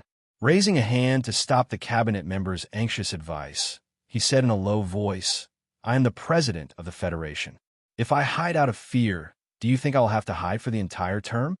He slowly swept a glance around the conference room and said in an unquestionable tone, "The matter regarding Colonel Su Lu must be kept strictly confidential. It is strictly forbidden to spread outside of this conference room. The government must immediately set up a specialized department to deal with this unexpected situation. General Lee Jae-do will be fully in charge. Breen will be your liaison officer." Sitting in the corner behind President Pabre, the director of the office, Breen, nodded in greeting to the crowd. The president continued to issue orders. Although he had not slept for the entire night, his voice was still as deep and powerful. His calm and deep tone gave off a sense of calmness. Work will be split into two directions. First, the relevant departments will immediately carry out a bounty operation and strive to find or kill this person in the shortest amount of time. At this stage of the discussion, the word "kill" finally appeared on the screen of the workbench in the president's residence. This was because everyone in the meeting room knew very well how dangerous the Federation hero who had escaped was. Secondly, the Bureau of Proclamation must find a way to remove Su Lee's first sequence authority as soon as possible. We cannot allow the Federation's the glory of the Charter to become a sanctuary for criminals. The acting director of the Bureau of Proclamation, Chui Judong, was sitting on the right side of the president. After hearing the order, he shook his head and said in a low voice, "Mr. President, I'm very sorry. The sequence authority isn't a core program. The Bureau of Proclamation can't get the central computer to remove this authority. In fact, we've been working hard for many days, but we haven't gotten any results." This was truly terrible news. What was worse was that everyone could see the exhaustion and despair hidden in the depths of the director of the Bureau of Proclamation. They couldn't help but become nervous and silent. General Lee Jae-do, who had asked the Bureau of Proclamation at the very beginning, suddenly said calmly, "Regarding the issue of Su Lee's authority, I think that if the central computer can't remove his authority on its own accord, perhaps we should find a way to force the central computer to take back the authority passively." "What way?" Chui Judong looked at Lee Jae-do in confusion. He thought of what the other party had said on the street one day, and a faint hope grew in his heart. Although it was not much, it was still there. Conflicting program logic. Lee Jae-do looked at the crack in the road on the screen of light and said with a frown, "This matter has just taken shape, but before we have concrete evidence, even I am not confident that it can be done." He raised his head to look at President Pabre and said, "We need some time. During this time, we must give Su Lu enough pressure." The new director of the Federation Bureau of Investigation interrupted and said, "Regarding the first item, the Bureau of Investigation of the Federation has already issued a red warrant. Please rest assured, Mr. President and everyone else. The three-level surveillance network of the Federation, even if the highest level cannot be activated, the Bureau of Investigation and the Ministry of Defense still have two levels of surveillance networks. Not only can we give Su Lu enough pressure, I am confident that we can directly capture or kill him." Chui Judong, who was not very energetic and had a tired expression between his eyebrows, looked at him mockingly and refuted, "As long as this strange first sequence authority exists and the central computer continues to help him, then all the automatic surveillance of the Federation will become meaningless. Data and information. You may not understand, but all data and information are under the surveillance of the central computer. Capture or kill him. I don't think that can be done by relying on the paralyzed two-level surveillance network." The director of the Federation Bureau of Investigation was silent and speechless. Somewhat angrily, he roughly combed his gray hair with his fingers. President Pabre's expression was as calm as usual. He looked at Director Chui Judong and reminded him lightly, "Don't forget, the Federation has tens of billions of people. The central computer cannot control people, so for this operation we must rely on, and can only rely on, the power of people." He closed his eyes. It was unknown what he was thinking about. Then he opened his eyes and said in a self-deprecating tone, "A federal officer, a fugitive, can actually cause the entire federal government to feel fear and unease. I have to admit that the Federation has reached its most dangerous time." Is this absurd? No, not at all, because we all know how dangerous the person we are about to face is. I announced that the Federation has entered a secret 2-level alert state. President Pabre looked at the people in the conference room and said after a moment of silence, "Everyone, this is a war. This is a war between the Federation and one person. We must win the final victory."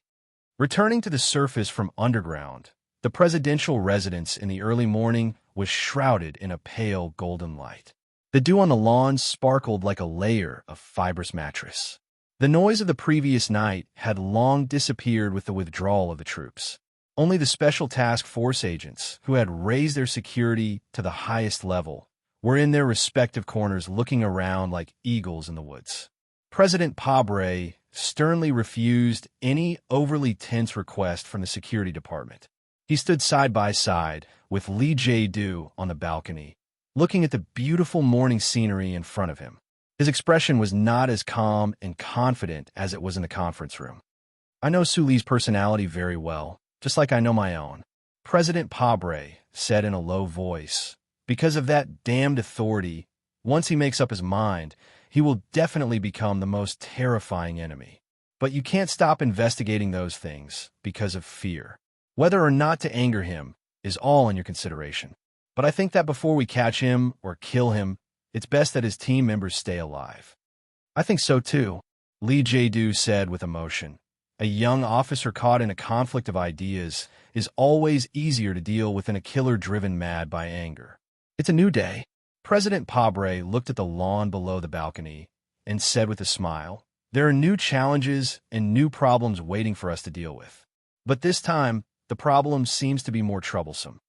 Lee Jae-do said, "I've never mentioned a certain conjecture because I originally thought that this matter could be properly dealt with, so this conjecture would be meaningless. But now, it seems that in order to deal with the most troublesome part, I really do need to wait for that result."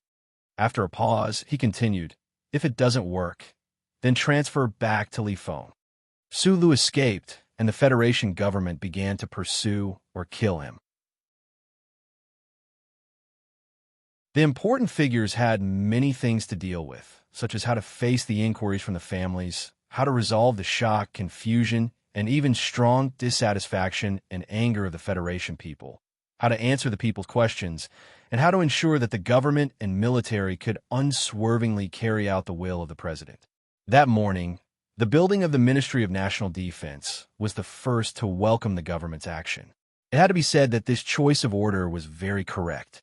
However, the Ministry of National Defense officers who did not know the inside story could not hide their shock when they saw the minister organizing documents in the minister's office.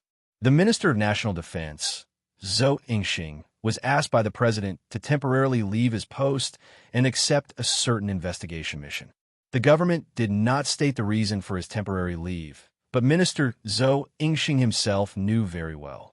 Looking at the lush plant by the window, Minister Zhou's lips curled into a bitter smile. He basically did not sleep last night. Although the secret military operation at Charter Square directly bypassed the Ministry of National Defense, as the Minister of National Defense, how could he not notice it? Until now, most people in the capital ring still believed that Su Lu was his prospective son-in-law, but this word had been delayed for 4 or 5 years. When this war between the Federation and one person began, because of this relationship, although the Minister of National Defense had a high position and the influence of Mo Cho Yingxing behind him, the president's office had to force him to leave this position at all costs. Of course, the government could not directly remove him, so they used the excuse of temporary leave. "Mr. Minister, do you want to bring this plan home?"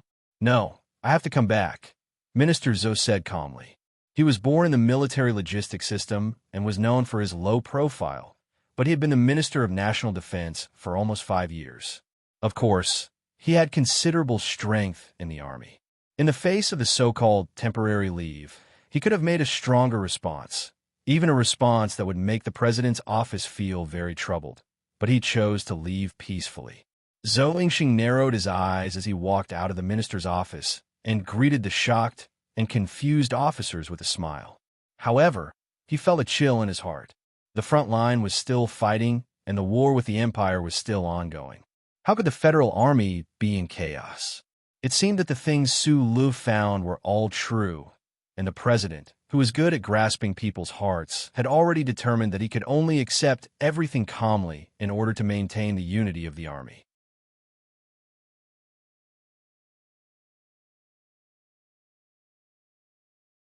Chapter 762. The Federation's political reporters often mock themselves for having a pig's sense of smell and a dog's sense of propriety. They knew very well what kind of reports could pass the review of the editorial department and the higher-ups in the political atmosphere at different times, and what kind of reports, no matter how exciting and eye-catching they were, could only end up as garbage data fragments in the workbench circuit. Based on these two characteristics, they had no reason not to notice the unusual situation in the capital last night. The field forces stationed in the suburbs had actually moved into Charter Square. It was said that it was a drill, but who would believe it? Then, through their own information channels, they obtained more sensational information.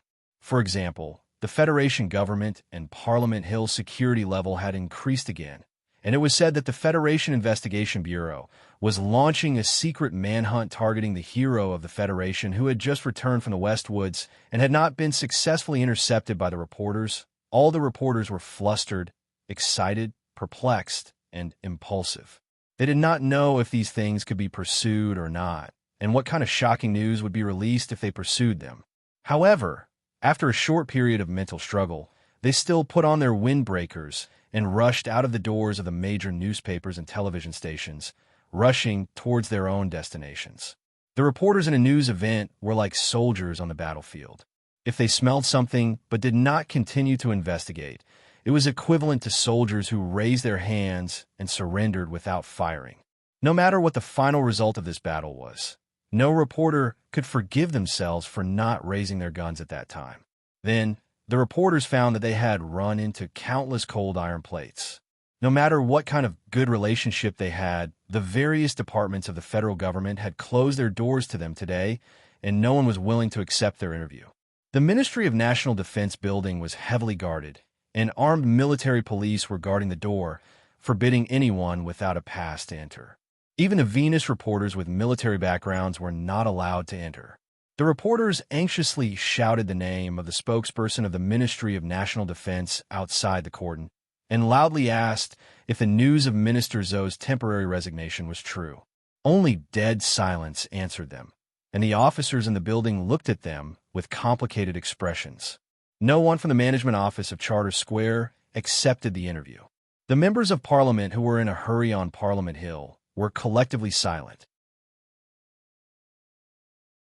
The president's official residence even announced at the last minute that the routine briefing that was supposed to be held at 10 o'clock in the morning would be suspended for a day.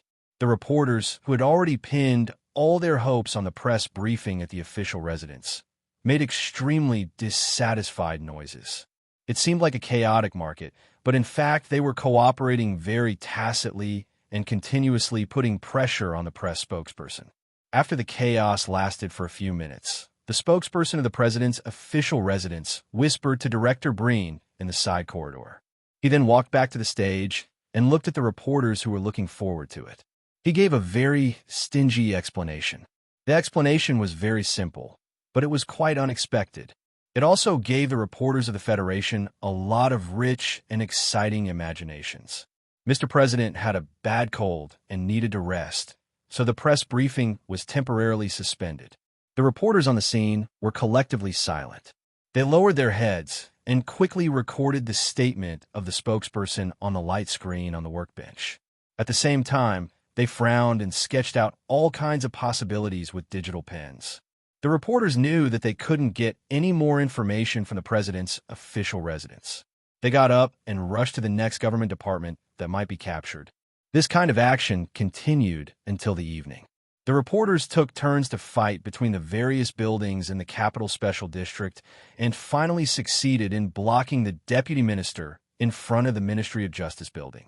According to the latest information they had, the president's official residence had authorized the deputy minister to give a brief explanation to the major media about everything that happened last night until this morning.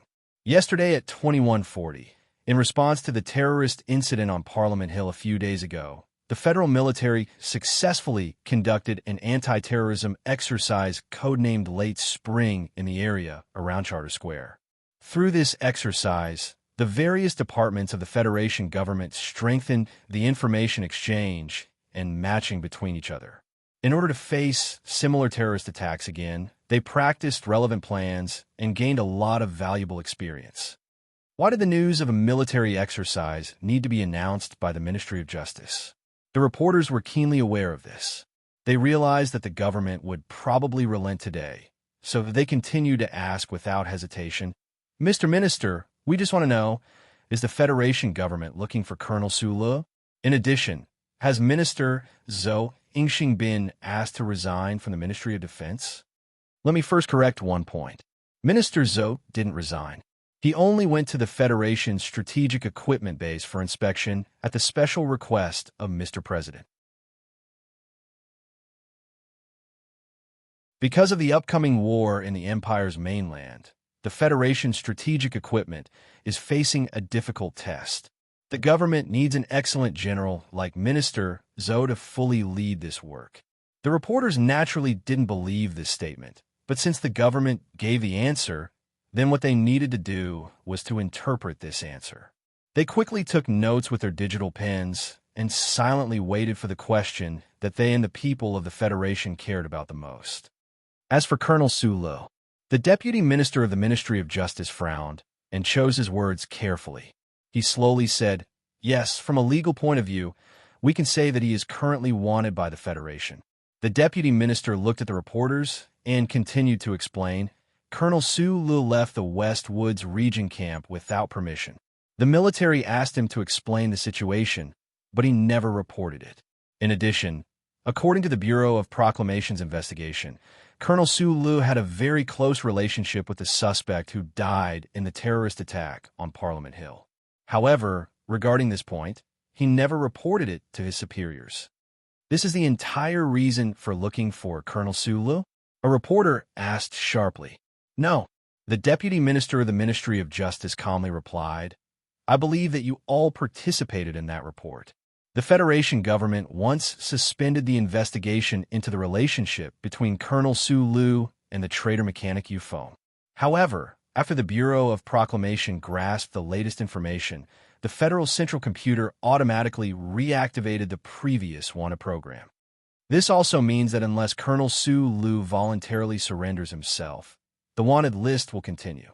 After confirming that the Federation was looking for Sulu, this hero idol of the Federation who had just returned from the Empire not long ago, the reporters in front of the Ministry of Justice simultaneously fell into a state of shocked silence.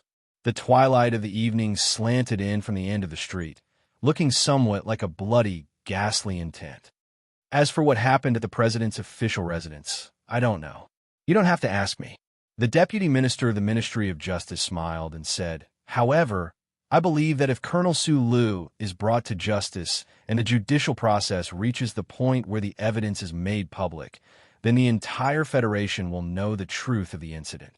Above and below the silent stone steps, the knowledgeable and experienced reporters found it difficult to suppress the emotions in their hearts as they let out a series of noisy exclamations of shock and astonishment.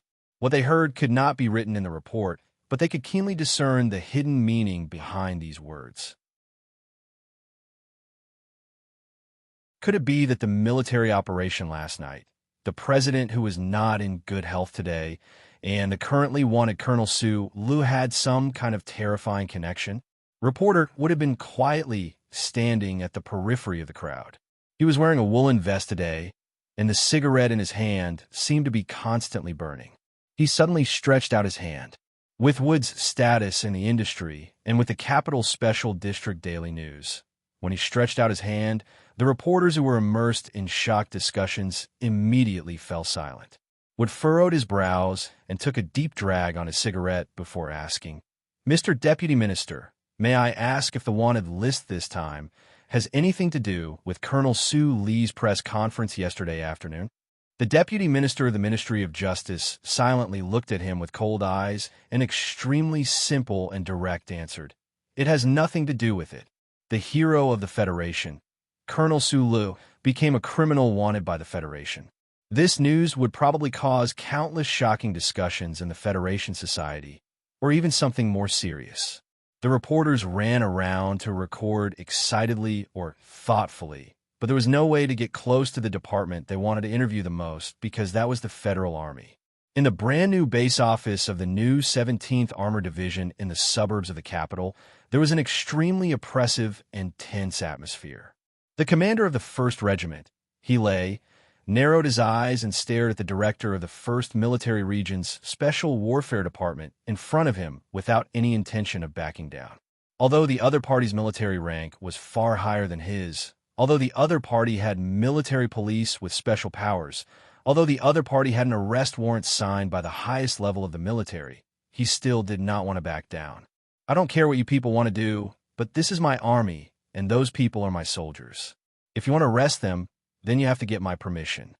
Colonel He Lei's eyes narrowed into two dangerous slits. Standing behind him, Hua Xiao Xiao, Lin Ai, and the others also narrowed their eyes at the same time. It was very strange.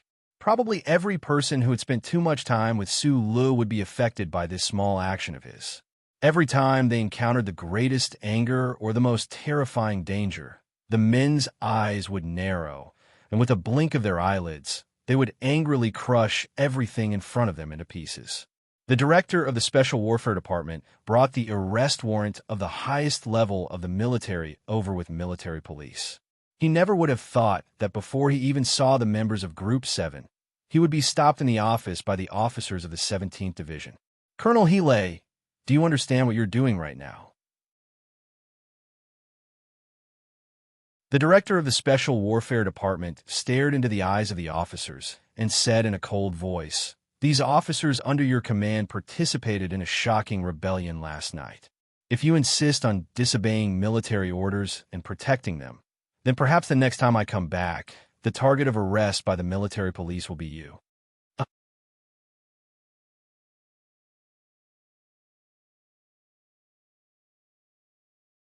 Chapter 763.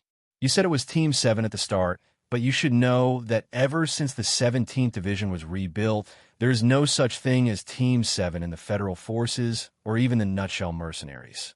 Even if there is, the entire Federation knows what kind of heroic and fearless fighting group Team 7 is. You actually accuse them of treason? Have you lost your mind? The 17th Division was an invincible iron division created by the military god Li Pifu. As the commander of the field forces, He Lei didn't care about the director of the Special Operations Room, who was said to be General Li Jadu's trusted aide. He coldly stared back at the other. "You know you can't handle it alone." The director of the Special Operations Room suddenly laughed. He looked at He Lei's face and said with a bit of sarcasm, "You just said that Xiong Linquan and the other officers have been training in the camp for 2 consecutive nights and didn't go out. But don't forget, this is the 4th mission. We can apply to the Bureau of Proclamation to check the location of the chip at any time. When the time comes, you will bear the responsibility you should bear." He Lei was silent. He knew very well that if the rumors were true, that the Federation government and the upper echelons of the military were looking for the instructor, then with just him as the commander, there was no way he could resist this vicious tide. Thinking back to the conversation between the instructor and General Li Jadu a few days ago, and then inexplicably going to the south to recuperate, his mood became abnormally irritated and depressed. But now that the instructor was in trouble, how could he hand over Xiong Linquan and the others? These people were not only the instructor's subordinates, they were also the most outstanding officers of the 17th Division. As for the instructor being wanted, F*CK his grandma.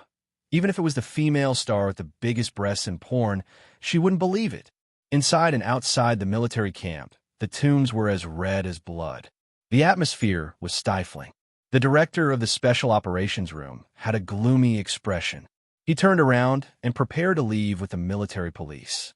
The next time he came back, the entire 17th Division officers would probably face an extremely difficult situation. At this moment, a hunched figure of an old man slowly walked out from the twilight. His hair was white, and his military uniform was casually draped over his thin body.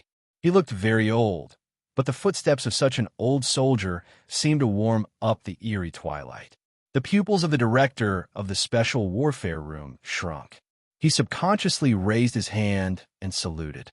Looking at the other person in shock, he frowned and asked, "Commander, aren't you recuperating in the south?" The old figure walked out of the blood-red twilight. Finally, one could see the sparkling golden stars on his shoulders. Back when the old man was in the 17th Division's logistics department, he was assigned to be in charge of the division's special kitchen because the food was to the division's liking. At best, he could be considered to have amazing culinary skills, but now he had become one of the Federation's two trump cards, the new 17th Division's division commander.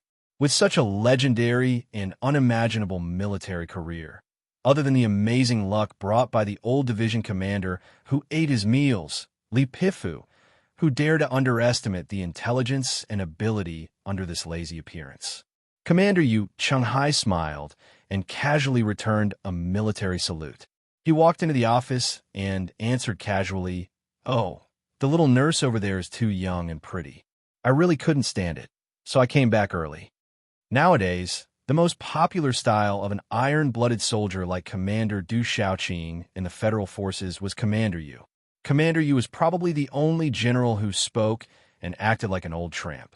Speaking of which, people had probably long forgotten that the generation of military god, Li Pifu's generation of old soldiers, actually had this kind of indifferent attitude in their bones.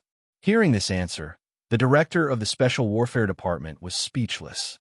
He knew very well how much effort General Li Jiedu had put in to transfer this extremely senior division commander away from the new 17th Division. Who would have thought that at such a crucial moment, this person would actually quietly return to his own unit? Commander Yu Cheng-hai smiled and greeted the officers under his command. He was as friendly as seeing a group of neighborhood children on the way back from the market. He, Lilanai, and the other regiment commanders didn't dare to be careless. They stood at attention and saluted. For some reason, they felt relieved. Although the old division commander looked muddle-headed, old, weak, and tired, the soldiers of the 17th Division all had a common feeling. As long as the old division commander was here, then there was no real difficulty in the world. "I've heard everything you've said," Li Mu said. Commander Yu Cheng-hai sat back in his chair with some difficulty and sighed with satisfaction. He stretched out two thin and old fingers and waved them in the air. He looked at the director of the Special Warfare Department and the military police in front of him and said with a smile, "I have a few words that I want you to listen to carefully." Hilal and I had already taken out a cigarette and put it in between the old division commander's thin fingers with a flattering expression. Then he carefully lit it with his hand, even though there was only the warm twilight in the room right now, and there wasn't a trace of cold wind. The director of the Special Warfare Department's face was pale as he looked at Commander Yu Cheng-hai without saying a word. A lot of people know that this division and these soldiers are the division and soldiers of the old marshal. I'm in charge of the 17th Division, but I'm just in charge. One day, according to the old marshal's wishes, I will hand it over to that guy. Commander Yu Cheng-hai spread out his hands and mocked. What happened in the end? That guy went to flirt with a big star, and then went to the Empire to play around. He was busy accepting interviews every day, and slowly, it seems that everyone forgot about this matter. What about the government and the military? It seems that they don't want me to hand this division over to him. Motherf asterisk her. Commander Yu Cheng-hai laughed and said, that guy doesn't seem to have the self-awareness to take over. Some people also don't want him to take over, so they can only let this old man take over.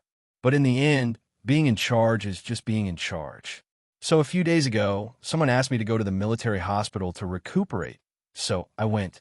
But to be honest, the food in the military hospital's recuperation center is really bad. Suddenly, Commander Yu Changhai's expression became serious and said, "But since it has come to this situation today, it seems that I can only continue to be in charge of this division. Since that's the case, the people you want to arrest are my soldiers. Do you think this is appropriate?" The director of the Special Warfare Department swallowed with difficulty and explained in a low voice, "This is an order from the highest level. Colonel Su Lu is suspected of—" Commander Yu Changhai suddenly jumped up from the chair. Such an old general was actually more agile than a rabbit. It was really amazing. "I don't care about Su Lu. We came back from the Empire, you transferred him away. It's fine that you don't want to leave this guy to me, but those guys are my soldiers. Do you King know what it means to be my soldiers?"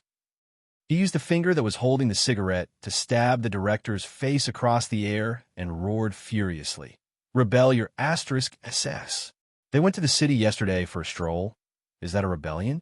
Who the CK made this rule? Even if he was just a chef in the past, now he was the general of the chefs. And there was a saying in the Federation that an angry chef was definitely the most terrifying person in the world. Then what about an angry chef general? The twilight sprinkled on the floor of the room. The director of the Special Warfare Department faced the storm of curses and anger. He felt as if he was standing in a pool of blood on the battlefield. His face suddenly turned pale, and he struggled to refute, but Elijah just said that those officers have been staying in the barracks these days. You believe what he said? Are you a pig? Did you hit the synthetic meat? Commander Yu Changhai's eyes widened, and he waved the cigarette between his fingers like he was waving a kitchen knife. He lied. Do you want to arrest him and shoot him? If you want to arrest my people on the charges of treason, show us the evidence. If you can't show us the evidence, then CK off. The director of the Special Warfare Department, whose face quickly changed between green and red, was stung by the smoke in front of him. He subconsciously clenched his fists tightly, thinking to himself, "I'm also a major general. If it wasn't for the fact that this old man had a lot of experience and a lot of achievements, I wouldn't have allowed you to insult me like this." Right at this time, Commander Yu Changhai strangely calmed down and patted the director's shoulder with a smile. The change in mood was so fast that it was truly shocking. It was as if the old general who jumped around like an angry old rabbit in the twilight didn't exist at all. "Please tell General Li Jiedu that we are the federal forces." Commander Yu Changhai was silent for a moment, and then said with an extremely serious tone, "We abide by the Federation's laws and regulations. Don't worry about the 17th Division mutiny." As soon as these words were spoken, the entire room fell silent. Whether they would or would not, whether they would need to worry, no one dared to think about the two words mutiny. Even more so, no one thought that Teacher Yu would actually be so shrewd and ruthless despite his age. Everyone was silent in their hearts. The director of the Special Warfare Department had an extremely ugly expression. He had probably never encountered such a crazy situation in his entire life in the military. "This isn't a threat." Commander Yu Changhai gazed at the twilight outside the door and said with a sigh, "The Marshal's troops are trustworthy. Remember to tell him that this troop is his father's life's work. It's worth cherishing." Facing the strong resistance of the new 17th Armored Division, from the commander to the ordinary soldiers, the major general who had personally come to arrest them and the military police directly under the command of the military headquarters were like a pack of wolves frightened by an old rabbit. They silently left the base. Commander, Xiong Lin Quan and the others who had been nervously hiding behind the room walked out from behind the door. They saluted the old general in the twilight with gratitude and admiration.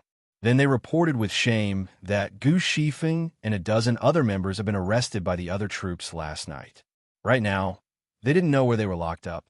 "Why are you telling me this? Why are you telling me this?" Commander Yu Changhai's eyes suddenly widened, and the traces of blood were particularly clear. He said angrily, "So what if I know?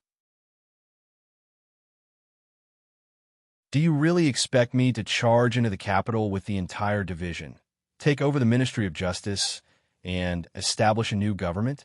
Everyone was silent. "You're the one who said such crazy things. We didn't even dare to think about it." Commander Yu Qinghai paused for a moment and then said, I understand Li Jiedu. He respects the ordinary soldiers and won't destroy the foundation of the Federation. After all, he is a member of the Oldly family. The key is Su Lu and you guys. Where did you guys go? What is going on? Xiong Lin Quan hurried forward and honestly told him the things they knew. After listening to their explanation, Commander Yu Qinghai was silent for a long time. Then he sighed and said, the troops now feel more and more different from the troops of the past. They are more formal and powerful, but I always feel that something is missing. The smell of green onions or the smell of humans. Each generation is worse than the last. This veteran who had participated in countless battles with the military god Li Piffle looked at the bloody twilight and commented angrily, they're all a bunch of F***king bastards, including Su Lu. I'm in a good mood today. I'll explain why later. As for the title of the chapter, I originally wanted to use Twilight is like blood, but I felt that this name was too strong, so I inserted it.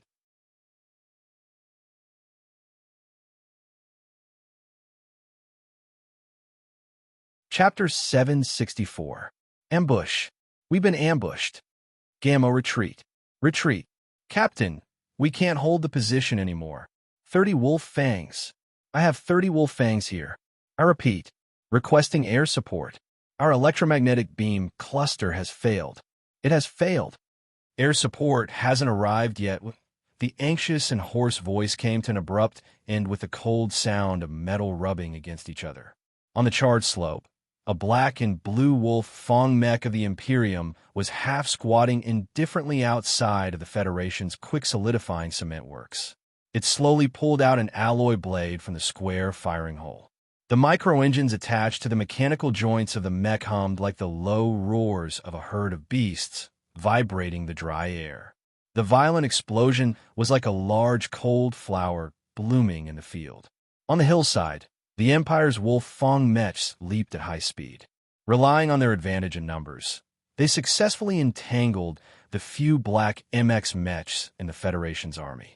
Not too long after, those few black MX mechs toppled over like giants and exploded, smashing heavily into the ground.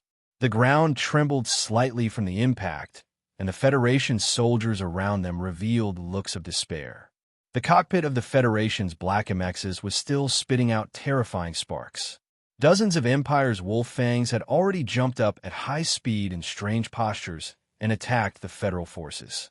The left mechanical arm of the mecha spat out a soul-devouring rain of bullets, and the alloy blade at the front of the right mechanical arm kept stabbing into the weakest side armor of the Federation's armored vehicles.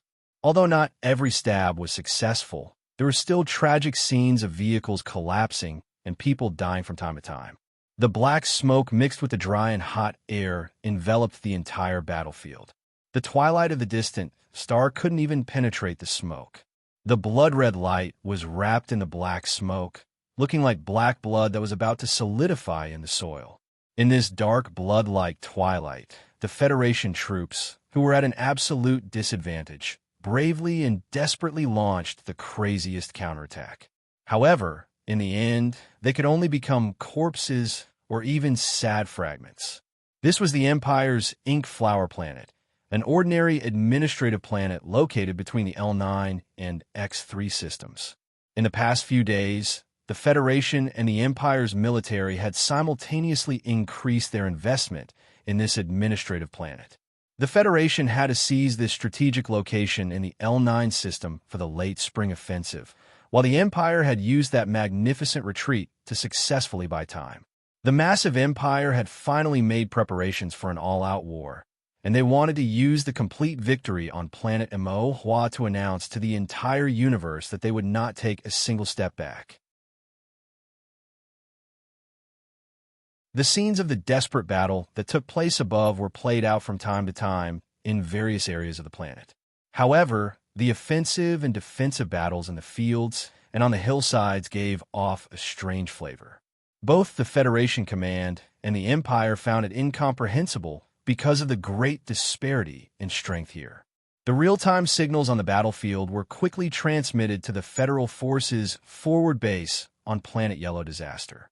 The conference room was deathly silent, The officers' expressions complicated as they looked at the commander under the giant screen in front of them, silently enduring his anger.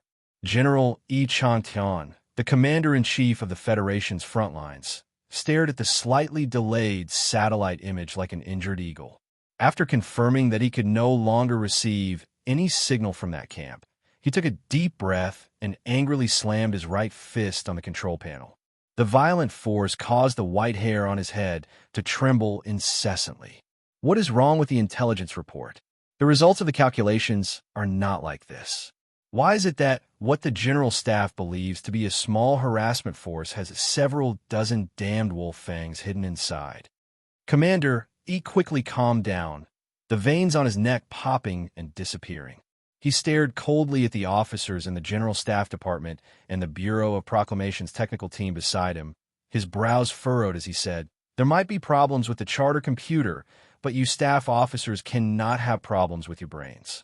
An officer from the Bureau of Proclamation stood up and explained in a low voice, "Right now, we still don't know if there is a problem with the information collection or a problem with the calculation program. We are conducting a post-mortem investigation." "Commander, you didn't even look at this person.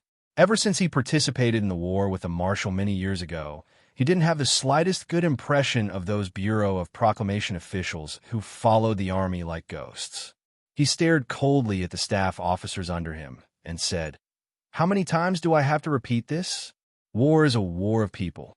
We need the calculation results of the charter computer, but we cannot rely on it." In this attack and defense battle on planet Emohua, the Federal forces suffered extremely heavy losses. The entire regiment was pincered by the Empire's army from 3 sides, suffering heavy casualties. The camp that took on the most difficult mission might not even be able to keep its designation. In this huge war of the Federation's invasion of the Empire, today's losses were not the most terrifying. It was far from the counterattack that was directly commanded by the Empire's princess last year. In that battle, the commander who succeeded in using his own stupidity to bury thousands of Federation soldiers had already been punished by the military court. A battle of this scale didn't even need the Federation's commander-in-chief to personally command. In fact, the commander of this battle was indeed not him, so the officers in the base didn't really understand why the general was so angry. Commander, he walked out of the command room with a gloomy face. The orderlies quickly followed him with a large alloy cup on the table. Like the battlefield in the distance, the base of Huang, it was also in the evening. General Yi Changtian frowned as he stood in the blood-red twilight. He couldn't calm his emotions for a long time. That regiment was from the West Woods, from the 4th Military Region. They had just arrived at the front line, but they suffered such a heavy blow. Tiger was dead. It was said that there was a problem with the Ancient Bell incident. Just a moment ago, it was said that something big happened in the capital. The West Woods troops were ordered by the government to come to the front line of the Empire. This had already aroused the suspicion and anger of many people in the West Woods. At this time, any troop could be in trouble, but only the troops in the West Woods couldn't be in trouble, especially this kind of trouble that could easily cause people to find excuses and reasons to be angry. Standing on the balcony of the Constitutional Bureau and looking at the lawn that had been designated as an absolutely restricted area tens of thousands of years ago, Li Zidao, who was holding a teacup, smiled and said, "I heard that old Director Tai's main hobby was to play golf.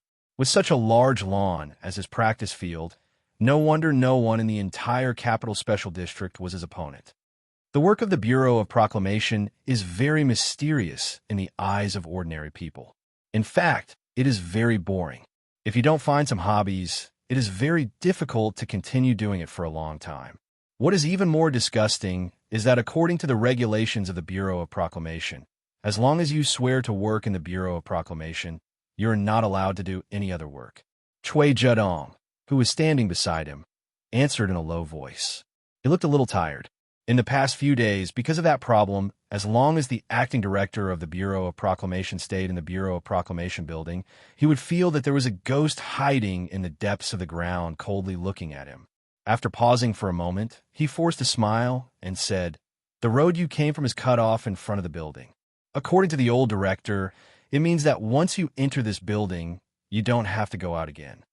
Lee Jae-do frowned slightly and said in a light voice, "It sounds like you have the intention of retreating." "There is no way to retreat because I am old and have no one to rely on," Chui Zedong answered calmly.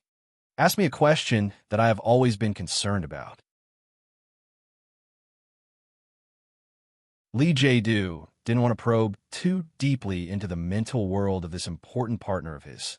So he asked, "Changing key data and causing the death of a citizen of the Federation, in my logic, should have already violated the second of the 3 core laws of the Charter.